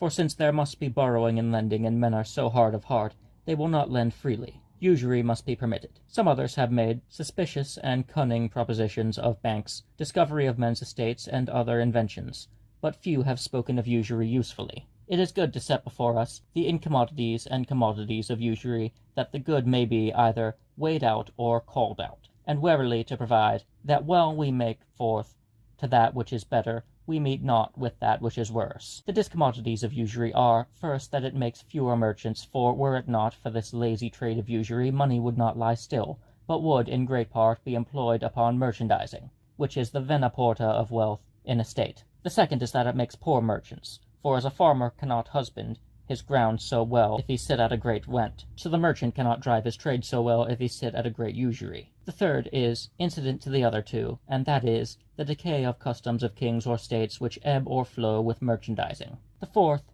that it bringeth the treasure of a realm or state into a few hands, for the usurer being at certainties and others at uncertainties at the end of the game. Most of the money will be in the box, and ever a state flourisheth when wealth is more equally spread. The fifth, that it beats down the price of land, for the employment of money is chiefly either merchandising or purchasing, and usury waylays both. The sixth, that it doth dull and damp all industries, improvements, and new inventions, wherein money would be stirring if it were not for this slug. The last, that it is the canker and ruin of many men's estates, which in process of time breeds a public poverty. On the other side, the commodities of usury are, first, that howsoever usury in some respect hindereth merchandising, yet in some other abundeth it. For it is certain that the greatest part of trade is driven by young merchants upon borrowing at interest, so as if the usurer either call in or keep back his money, there will ensure presently a great stand of trade. The second, that, were it not for this ease borrowing upon interest, men's necessities would draw upon them a most sudden undoing, in that they would be forced to sell for their means, be it lands or goods, far under foot, and so, whereas usury doth but gnaw upon them, bad markets would swallow them quite up. As for mortgaging or pawning, it will little mend the matter, for either men will not take the pawns without use, or if they do, they will look precisely for the forfeiture. I remember a cruel moneyed man in the country that would say, the devil take this usury, it keeps us from forfeitures of mortgages and bonds. The third and last is, that it is a vanity to conceive that there would be ordinary borrowing without profits, and it is impossible to conceive the number of inconveniences that will ensure if borrowing be cramped. Therefore, to speak of the abolishing of usury is idle. All states have ever had it, in one kind or rate or other, so as that opinion must be sent to Utopia. To speak now of the reformation and reaglement of usury, how the discommodities of it may be avoided and the commodities retained, it appears by the balance of commodities and discommodities of usury, two things are to be reconciled. The one, that the tooth of usury be grinded, that it bite not too much. The other, that there be left open a means to invite moneyed men to lend to merchants for the continuing and quickening of trade. This cannot be done except you introduce two several sorts of usury, a less and a greater, for if you reduce usury to one low rate, it will ease the common borrower, but the merchant will be to seek for money. And it is to be noted that the trade of merchandise, being the most lucrative, may bear usury at a good rate, other contracts not so. To secure both intentions, the way would be briefly thus, that there be two rates of usury, the one free and general for all, the other under license only to certain persons and in certain places of merchandising. For therefore let usury in general be reduced to 5 in the 100, and let the rate be proclaimed to be free and current, and let the state shut itself out to take any penalty for the same. This will pressure borrowing from any general shop or dryness. This will ease infinite borrowers in the country. This will, in good part, raise the price of land, because land purchased at 16 years' purchase will yield 6 in the 100 and somewhat more, whereas the rate of interest yields but 5. This, by like reason, will encourage and edge industrious and profitable improvements, because many will rather venture in that kind than take 5 in the 100, especially having been used to greater profit. Secondly, that be certain persons licensed to lend to known merchants upon usury at a higher rate, and let it be with the cautions following. Let the rate be even with the merchant himself, somewhat more easy than to be used formerly to pay, for by that means all borrowers shall have some ease by this reformation, be he merchant or whosoever. Let it be no bank or common stock, but every man be master of his own money. Not that I altogether mislike banks, but they will hardly be brooked in regard of certain suspicions. Let the state be answered some small matter for the license, and the rest left to the lender.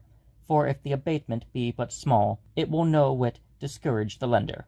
For he, for example, that took before 10 or 9 in the 100 will sooner descend to 8 in the 100 than give over his trade of usury, and go from certain gains to gains of hazard. Let these licensed lenders be in number indefinite, but restrained to certain principal cities and towns of merchandising, for then they will be hardly able to cover other men's money in the country, so as the license of 9 will not suck away the current rate of 5, for no man will send his monies far off, nor put them into unknown hands. If it be objected that this doth in a sort authorize usury, which before was in some places but permissive, the answer is that it is better to mitigate usury by declaration than to suffer it by rage and connivance. The Essays of Francis Bacon, of Wisdom for a Man's Self. An ant is a wise creature for itself, but it is a shrewd thing in an orchard or garden, and certainly men are great lovers of themselves, waste the public. Divide with reason between self-love and society, and be so true to thyself as thou be not false to others, specifically to thy king and country. It is a poor centre of a man's actions himself.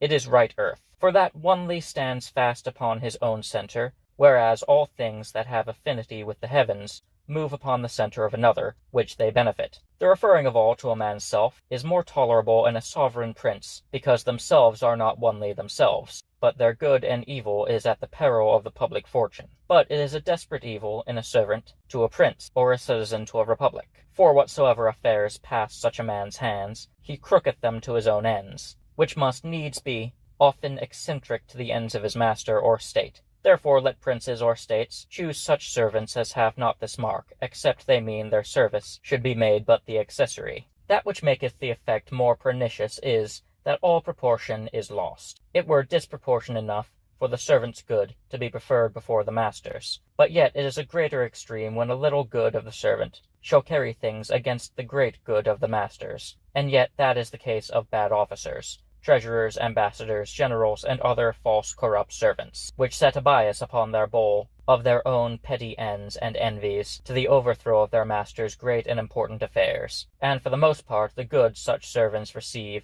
is after the model of their own fortune, but the hurt they sell for the good is after the model of their master's fortune.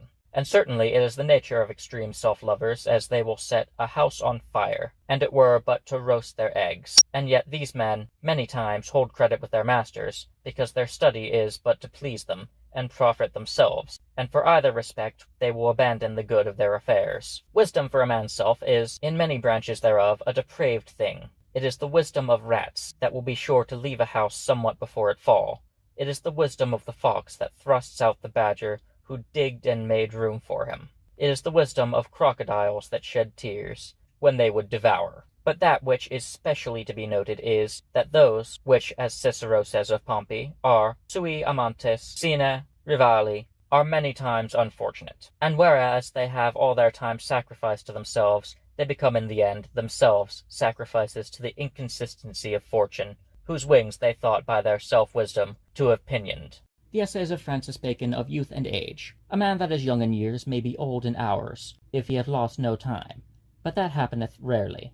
Generally youth is like the first cogitations, not so wise as the second. For there is a youth in thoughts as well as in ages, and yet the invention of young men is more lively than that of old, and the imagination stream into their minds better and, as it were, more divinely. Natures that have much heat, and great violent desires, and perturbations, are not ripe for action till they have passed the meridian of their years, as it was with Julius Caesar and Septimus Severus, of the latter of whom is said, Juventutem egit aerobius imo furoribus plenam, and yet he was the ablest emperor almost of all the list. But reposed natures may do well in youth, as it is seen in Augustus Caesar, Cosmos Duke of Florence, Gaston de Fleury, and others. On the other side, heat and vivacy in age is an excellent composition for business. Young men are fitter to invent than to judge, fitter for execution than for counsel, and fitter for new projects than for settled business. For the experience of age in things that fall within the compass of it directeth them, but in new things abuse them. The errors of young men are the ruin of business, but the errors of aged men amount to but this, that more might have been done sooner.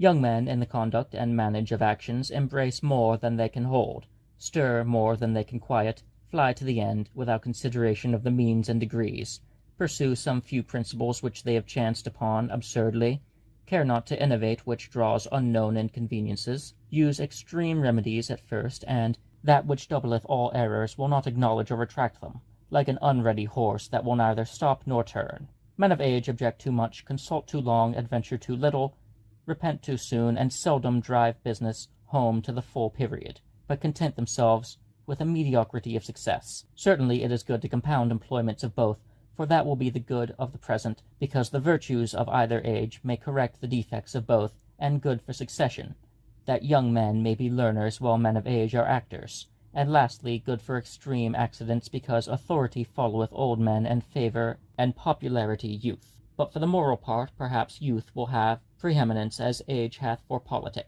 A certain rabbin upon the text, your young men shall see visions, and your old men shall dream dreams, inferreth that young men are admitted nearer to God than old, because vision is a clearer revelation than a dream. And certainly the more a man drinketh of the world, the more it intoxicateth, and age doth profit rather in the powers of understanding than in the virtues of the will and affections. There be some have an over-early ripeness in their years, which fadeth betimes. These are first, such as have brittle wits, the edge whereof is soon turned, such as was Hermogenes the rhetorician, whose books are exceeding subtle, who afterwards waxed stupid. A second sort is of those that have some natural dispositions which have better grace in youth than in age, such as in a fluent and luxuriant speech, which becomes youth well, but not age. So Tully said of Horentius, idem manabat, nec idem disabat.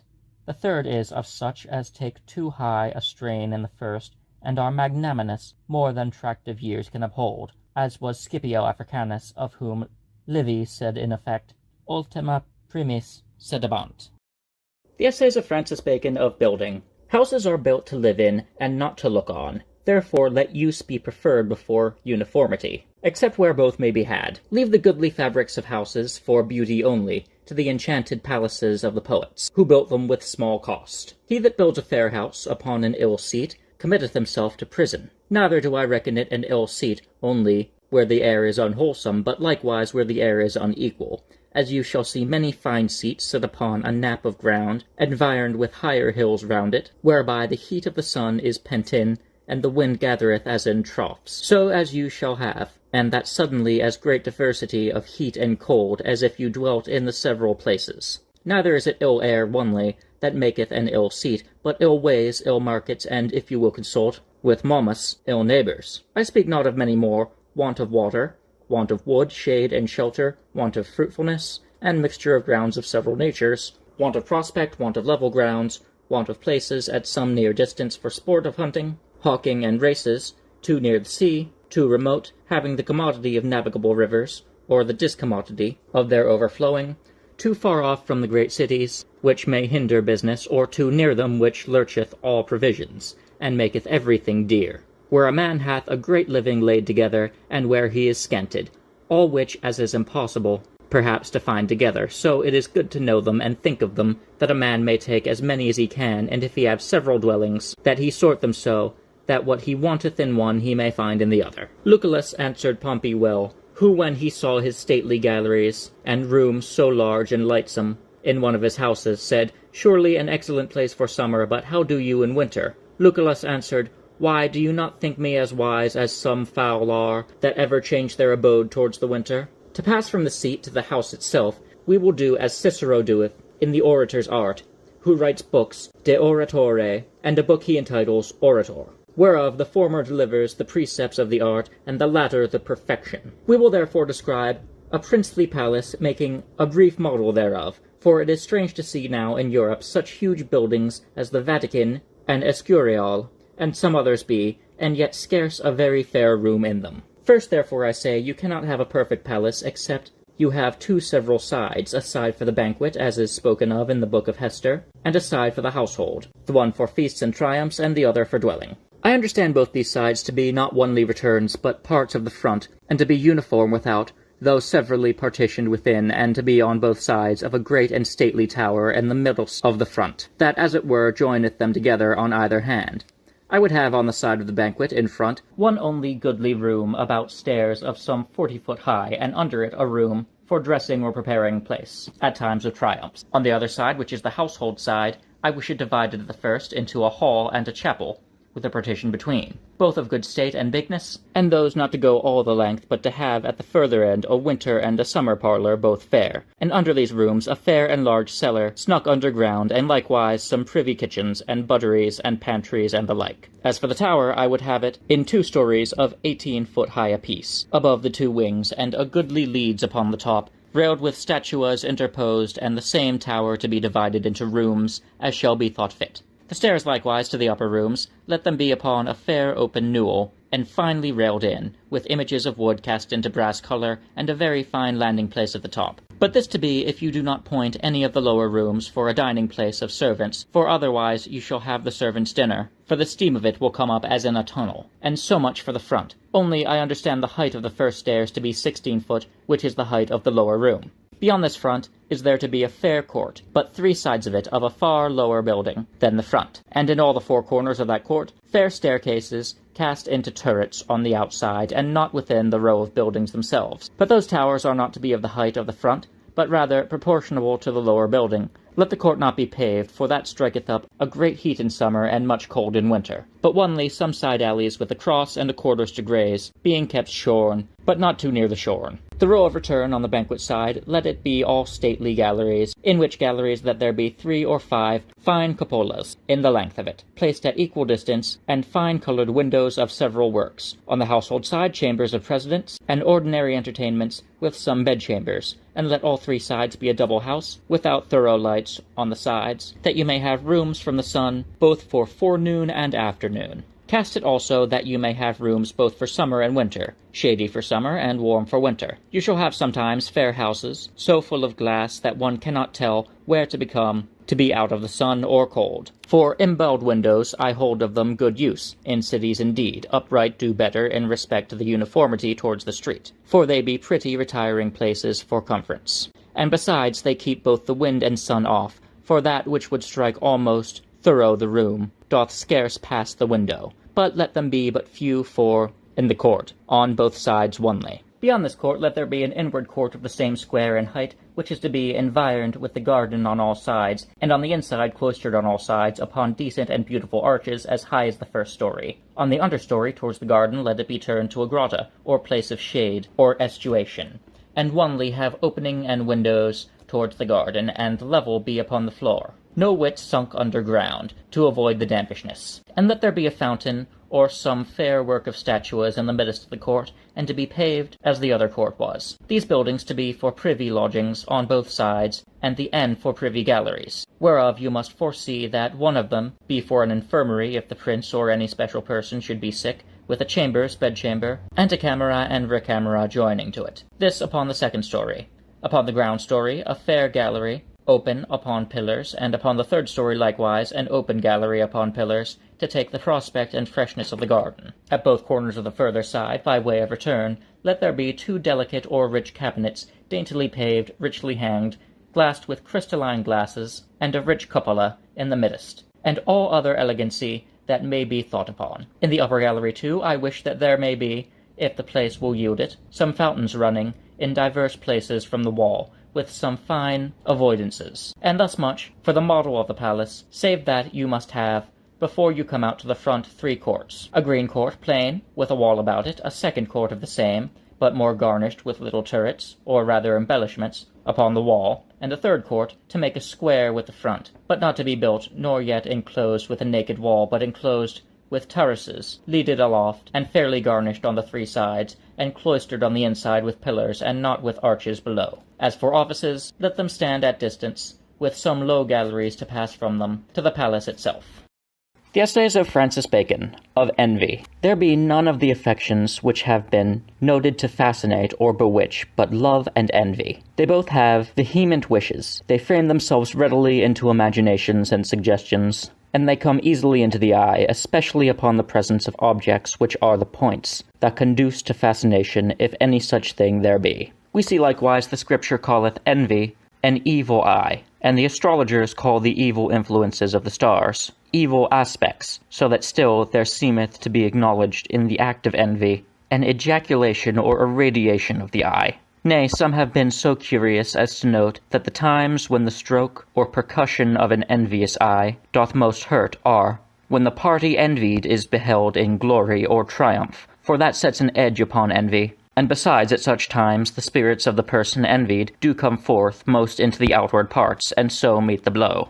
But leaving these curiosities, though not unworthy to be thought on in fit place, we will handle what persons are apt to envy others, what persons are most subject to be envied themselves, and what is the difference between public and private envy. A man that hath no virtue in himself ever envieth virtue in others, for men's minds will either feed upon their own good or upon others' evil. And who wanteth one will prey on the other, and who wanteth one will prey upon the other. And whoso is out of hope to attain to another's virtue will seek to come at even hand by depressing an other's fortune. A man that is busy and inquisitive is commonly envious, for to know much of other men's matters cannot be, because all that ado may concern his own estate. Therefore it must needs be that he taketh a kind of plain pleasure in looking upon the fortunes of others. Neither can he that mindeth but his own business find much matter for envy is a gadding passion, and walketh the streets, and doth not keep home. Non est curiosus, quin idem sit malolas. Men of noble birth are noted to be envious towards new men when they rise, for the distance is altered, and it is like a deceit of the eye, that when others come on, they think themselves go back. Deformed persons, and eunuchs, and old men, and bastards are envious, for he that cannot possibly mend his own case will do what he can to impair others, except these defects light upon a very brave and heroical nature, which thinketh to make his natural wants part of his honour, in that it should be said that a eunuch or a lame man did such great matters, affecting the honour of a miracle, as it was in Narcissus the eunuch, and Agesilaus, and Tamburlanes, that were lame men. The same is the case of men that rise after calamities and misfortunes, for they are as men fallen out with the times, and think other men's harms a redemption for their own sufferings. They that desire to excel in too many matters out of levity and vain glory are ever envious, for they cannot want work, it being impossible, but many, in some one of those things, should surpass them. Which was the character of Adrian, the emperor, that mortally envied poets and painters and artificers, in works wherein he had a vein to excel. Lastly, near kinfolks and fellows in office, and those that have been bred together, are more apt to envy their equals when they are raised, for it doth upbraid unto them their own fortunes, and pointeth at them, and cometh ofter into their resemblance, and incurreth likewise more into the note of others. And envy ever redoubleth from speech and fame. Cain's envy was the more vile and malignant towards his brother Abel, because when his sacrifice was better accepted, there was nobody to look on. Thus much for those that are apt to envy. Concerning those that are more or less subject to envy, first persons of eminent virtue, when they are advanced, are less envied, for their fortune seemeth but due unto them, and no man envieth the payment of a debt, but rewards, and liberality rather. Again, envy is ever joined with the comparing of a man's self, and where there is no comparison, no envy, and therefore kings are not envied, but by kings. Nevertheless, it is to be noted that unworthy persons are most envied at their first coming in, and afterwards overcome it better, whereas, contrariwise, persons of worth and merit are most envied when their fortune continueth long, for by that time, though their virtue be the same, yet it hath not the same lustre, for fresh men grow up that darken it. Persons of noble blood are less envied in their rising, for it seemeth but right, done to their birth. Besides, there seemeth not much added to their fortune, and envy is as the sun beams, that beat hotter upon a bank or steep rising ground than upon a flat.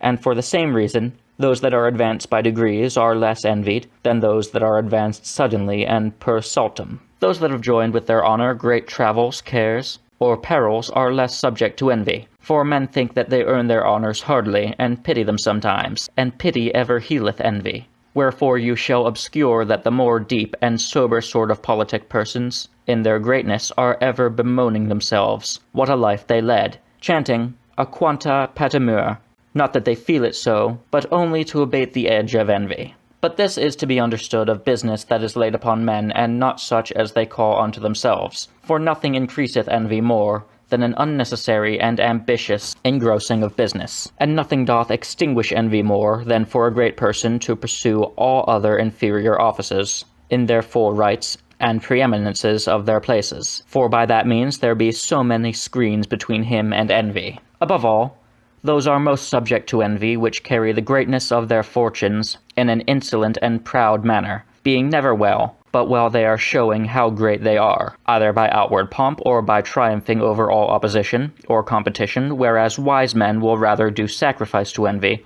in suffering themselves sometimes of purpose to be crossed, and overborne in things that do not much concern them. Notwithstanding, so much is true, that the carriage of greatness in a plain and open manner, so be it without arrogancy and vainglory, doth draw less envy, than if it be in a more crafty and cunning fashion. For in that course a man doth but disavow fortune, and seemeth to be conscious of his own want in worth, and doth but teach others to envy him. Lastly, to conclude this part, as we said in the beginning, that the act of envy had somewhat in it of witchcraft, so there is no other cure of envy but the cure of witchcraft, and that is, to remove the lot, as they call it, and to lay it upon another. For which purpose, the wiser sort of great persons being in ever upon the stage, somebody upon whom to derive the envy that would come upon themselves, sometimes upon ministers and servants, sometimes upon colleagues and associates and the like, and for that turn there are never wanting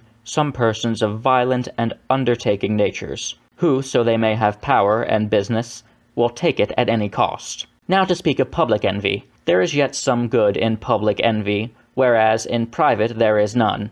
For public envy is an ostracism that eclipseth men when they grow too great, and therefore it is a bridle also to great ones to keep them within bounds. This envy, being in the Latin word invidia, goeth into the modern language by the name of discontentment, of which we shall speak in handling sedition. It is a disease in a state like to infection, for as infection spreadeth upon that which is sound and tainteth it, so when envy is gotten once into a state, it traduceth even the best actions thereof, and turneth them into an ill odour, and therefore there is little won by intermingling of plausible actions. For that doth argue but a weakness and fear of envy, which hurteth so much the more, as it is likewise usual in infections, which, if you fear them, you call them upon you. The public envy seemeth to beat chiefly upon principal officers or ministers, rather than upon kings and estates themselves. But this is a sure rule, that if the envy upon the minister be great, when the cause of it in him is small, or if the envy be general, in a manner upon all the ministers of an estate, then the envy, though hidden, is truly upon the state itself. And so much of public envy or discontentment, and the difference thereof from private envy, which was handled in the first place. We will add this, in general, touching the affection of envy, that of all other affections it is the most important and continual, for of other affections there is occasion given, but now and then, and therefore, it was well said, invidia festos dies non agit, for it is ever working upon some or other. And it is also noted that love and envy do make a man pine, which other affections do not, because they are so continual. It is also the vilest affection, and the most depraved, for which cause it is the proper attribute of the devil, who is called the envious man, that soweth tares amongst the wheat by night. And it always cometh to pass that envy worketh subtly, and in the dark, and to the prejudice of good things, such as the wheat. The Essays of Francis Bacon, of Great Place. Men in great place are thrice servants, servants of the sovereign or state, servants of fame, and servants of business. So as they have no freedom neither in their persons, nor in their actions, nor in their times, it is a strange desire to seek power and to lose liberty, or to seek power over others and to lose power over a man's self. The rising unto place is laborious, and by pains men come to greater pains, and it is sometimes base, and by indignities men come to dignities. The standing is slippery, and the regress is either a downfall, or at least an eclipse, which is a melancholy thing. Cum non sis, qui fueris, non esse cur velis vivere. Nay, retire men cannot when they would, neither will they when it were reason, but are impatient of privateness, even in age and sickness, which require the shadow, like old townsmen, that will be still sitting at their street door, though thereby they offer age to scorn. Certainly great persons had need to borrow other men's opinions to think themselves happy, for if they judge by their own feeling, they cannot find it. But if they think with themselves, what other men think of them, and that other men would fain to be as they are, then they are happy, as it were by report, when perhaps they find the contrary within. For they are the first that find their own griefs, though they be the last that find their own faults. Certainly men in great fortunes are strangers to themselves, and while they are in the pulse of business, they have no time to tend their health, either of body or mind. Illi mors, gravis, incubat, qui notus nimis, omnibus, ignotus, mortier, moritur sibi. In place there is license to do good and evil, whereof the latter is a curse, for in evil the best condition is not to will, the second not to can. But power to do good is the true and lawful end of aspiring, for good thoughts, though God accept them, yet towards men are little better than good dreams, except they be put in act, and that cannot be without power, and place as the vantage and commanding ground. Merit and good works is the end of man's motion, and conscience of the same is the accomplishment of man's rest. For if a man can be the partaker of God's theatre, he shall likewise be partaker of God's rest. Et conversus Deus, ut aspiceret opera, quae fecerunt manas suae, vidit quod omnia essent bona nimis. And then the Sabbath. In the discharge of thy place, set before thee the best examples, for imitation is a globe of precepts. And after a time set before thee thine own example, and examine thyself strictly, whether thou didst not best at first. Neglect not also the examples of those that have carried themselves ill in the same place, not to set off thyself by taxing their memory, but to direct thyself what to avoid. Reform therefore without bravery or scandal of former times and persons, but yet set it down to thyself as well to create good precedents as to follow them. Reduce things to the first institution, and observe wherein and how they have degenerate. But yet ask counsel of both times, of the ancient time what is best, and of the latter time what is fittest. Seek to make thy course regular, that men may know beforehand what they may expect. But be not too positive and peremptory, and express thyself well when thou digressest from thy rule. Preserve the right of thy place, but stir not questions of jurisdiction, and rather assume thy right in silence and de facto, than voice it, with claims and challenges. Preserve likewise the rights of inferior places, and think it more honor to direct in chief than to be busy in all. Embrace and invite helps and advices touching the execution of thy place, and do not drive away such as bring thee information as meddlers, but accept them in good part. The voices of authority are chiefly for delays, corruption, roughness, and facility. For delays, give easy access, keep times appointed, go through with that which is in hand, and interlace not business, but of necessity. For corruption, do not only bind thine own hands, or thy servants' hands, from taking, but bind the hands of suitors also from offering. For integrity used doth the one, but integrity professed, and with a manifest detestation of bribery doth the other. And avoid not only the fault, but the suspicion. Whosoever is found variable and changeth manifestly, without manifest cause, giveth suspicion of corruption. Therefore always when thou changest thy opinion or course, profess it plainly, and declare it, together with the reasons that move thee to change, and do not think to steal it. A servant or favourite, if he be inward, and no other apparent cause of esteem, is commonly thought but a byway to close corruption. For roughness, it is a needless cause of discontent. Severity breedeth fear, but roughness breedeth hate. Even reproofs from authority ought to be grave, and not taunting. As for facility, it is worse than bribery, for bribes come but now and then.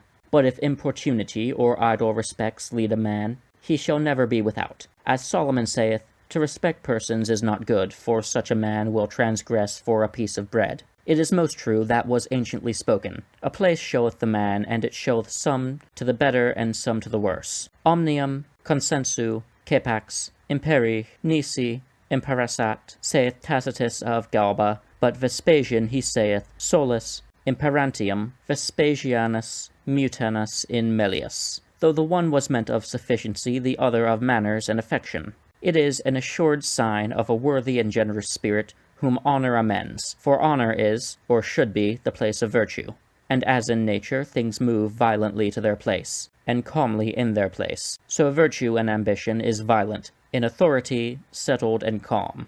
All rising to great place is by a winding stair, and if there be factions, it is good, to side a man's self, whilst he is in the rising, and to balance himself when he is placed. Use the memory of thy predecessor fairly and tenderly, for if thou dost not, it is a debt will sure be paid when thou art gone. If thou have colleagues, respect them, and rather call them when they look not for it, than exclude them when they have reason to look to be called. Be not too sensible or too remembering of thy place in conversation and private answers to suitors, but let it rather be said, when he sits in place, he is another man.